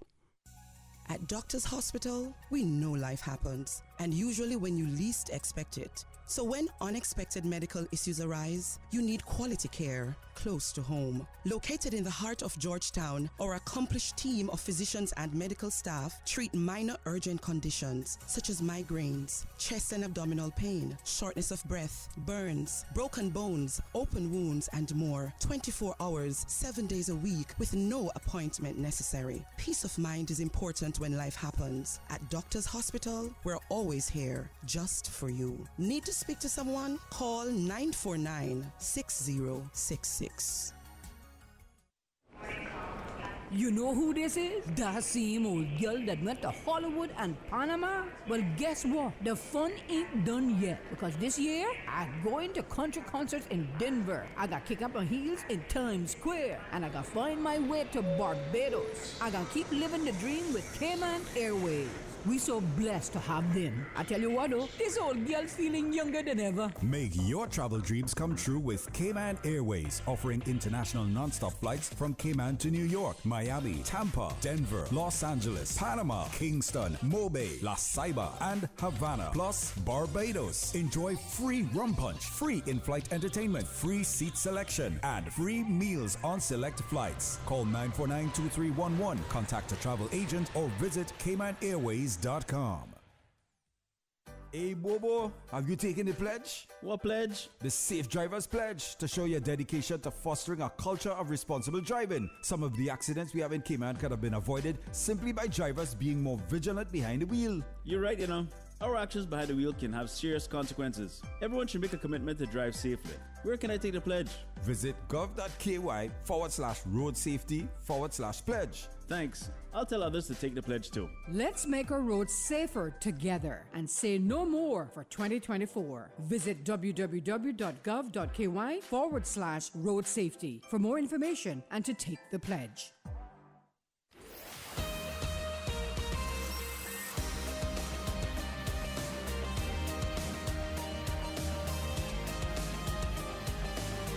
Record with Orrett Connor. Good morning and welcome back to For the Record. We're on the last leg of the show this morning. We have been in conversation with Mr. Rudy Evans, former Deputy Commissioner of Police, who has written a book. It is in manuscript form at this point in time. We will have him tell you what the title of that book is and when it is likely to be released. Meanwhile, one of our listeners has written in and said that they recall a relative and companion of former Commissioner Evans, who was the late Mr. Clive Christian, saying that his handling of the Queen's first royal visit was quite outstanding. So that's someone giving you a compliment in terms of your handling of the royal visit. Not sure whether or not you have included that in your book as well, Mr. Evans. Not particularly so. Of course, there's the incident in 1963. I think it was when Prince Charles, no, King Charles, visited. I was one of his personal bodyguards, and there was a time of cleaning the Minnemoke when their socks were found, and I thought I had hit pay dirt. And I thought I was going to have a relic of the king. Mm-hmm. And only to behold, when we took him down with his bodyguard, John McLean, I think was his name, down to the West Bay Beach in front of one of the hotels. And the morning out of curiosity, haven't found these socks and washed them diligently and secured them because it was such a treasure to me to have such a thing. Because it was known at that time that he was heir apparent. Yes. And I said to the bodyguard, John McLean, I said, tell me something. If I'm found to be in possession of a piece of or anything belonging to the king, would you expect or believe that they would send the royal guards after me? And he said, well, Rudy, with your sense of humor, it's a good chance that you could talk them out of it. But first of all, I want you to tell me what would that be, that thing that you're talking about. And I said, well, what if it was something like a pair of socks? Oh, he says, I'm sure they wouldn't come after you for that. And I said, oh, he said, but why do you ask? Not knowing that he had by then realized that he had in fact missed a pair of socks. And I said, oh, because I found these socks. And you promise you're not going to tell anybody. You're not going to tell him. Of course not, he says. Go right ahead. And I told him I found these socks, and he looked me straight in the face and said, you bloody idiot. They're not for the king, for the prince. They're for me. Okay, we have about 5 minutes left. We have to close the show off exactly at 10 o'clock. One of our listeners wants you to, again, remind them of the title of your book. And you have pointed out that it is in manuscript form at this point in time and that your lawyers are looking at it because you want to ensure that you haven't in any way breached any of the Official Secrets Acts and all of those things that go along with it as well. So let's start with the title of the book. The title of the book is Fixing the Ills of the Cayman Islands, and God knows there were many. Fixing the Ills of the Cayman Islands. Okay. Yeah. First of all, I think I want to thank you, O.C., for the opportunity of having this talk with you. Sure. Mm-hmm. Two things has driven me more than anything else. First one being that when there was a protest, a local protest about why was I not promoted to commissioner of substantive things. There is individuals out there who in government then know that I was promised the sun, moon, and stars if I would do that which they wanted, including one of them uprooting my family and going to the United Kingdom, going to England, to be exact, to study more of the police force. I resisted that most forcefully, and I stressed that most forcefully, because I had in fact been the person that rewrote the syllabus for the overseas police officers, not just for the course I was on then, but for then going forward. My report was such that I was able to persuade, and my behavior in general was such that I was able to persuade the gentleman, Sir Kenneth Newman. You may know or know of the individual. He's in charge of all Metro police force in England, to come to be my personal, and it has never happened yet, then, before, or after. Mm-hmm. And my report is a very glowing one, and I say this without any fear of contradiction. I was made for the first time, and up until now, as far as I know, the secretary of the class, provided and able to set up and do as I saw fit all social events for the overseas officers. Secondly, I must mention that something that bothers me, my relationship with the United States Police Forces, particularly Florida, was such that each month end I was being sent pictures of addresses for individuals that was deported from the United States, and all West Indians. It was not by oversight or whatever that the West Indians were who was mentioned, because then I was being told most strongly, Rudy, we respect you, we respect where you're going, but there's going to come a time when you're going to deal with hijacking, just as we have, and here's the do's and the don'ts in it. There is going to be a time when you're going to have to move out of the surrounding and the walls that enclose you now to keep you as the Cayman Islands Police Force. You have to stretch out, including and integrate other members of other forces within the force.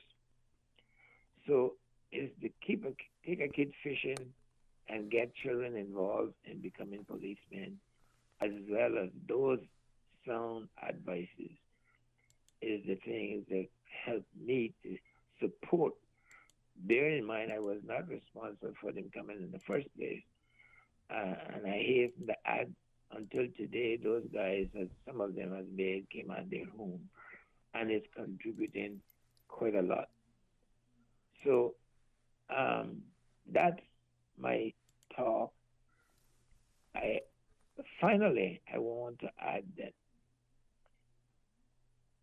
primarily what I would love to see as a result of this book would be that people not just sit on the fence and want and wish and talk and curse about jobs that passes them by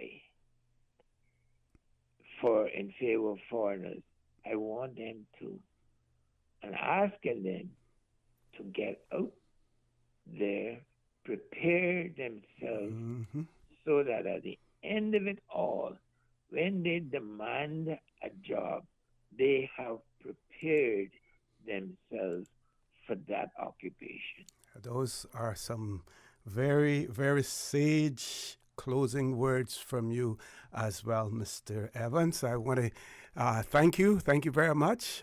You spent, what was it, from about 8:15 until 10 o'clock with us. I want to thank you. Look forward to talking with you more when the book is finally ready for publishing as well. And I'm sure that many in our community and those who were listening and watching this morning are looking forward to it as well. Thank you very much, sir. Okay, I'll give you the first copy so that it'll enable you to answer the questions that I expect will come even after. Okay. And I will call you right after the show just to give you the number of the person. They pointed out that you should have their number, but just in case, I'll call you after and give you that number as well. Thanks. Folks, I want to encourage you to continue to listen to Radio Cayman. Join Sterling Dwayne Ebanks at 12:15 for Talk Today. And as usual, we ask the good Lord to bless these three beautiful, wonderful Cayman Islands. For the Record, proudly brought to you by Brand Source Home Gallery, inspiring luxury. And JN Money. From abroad to yard. Fast, affordable, convenient. Doctors Hospital. Peace of mind is important when life happens. Doctors Hospital, always there for you. Call 949-6066. And Cayman Airways. Call them on 949-2311 to book your nonstop flights to Los Angeles and Panama. And now, Barbados. And Digicel, Cayman's bigger, better network. We are Radio Cayman. Covering Cayman Brac, Little Cayman, and Grand Cayman. One in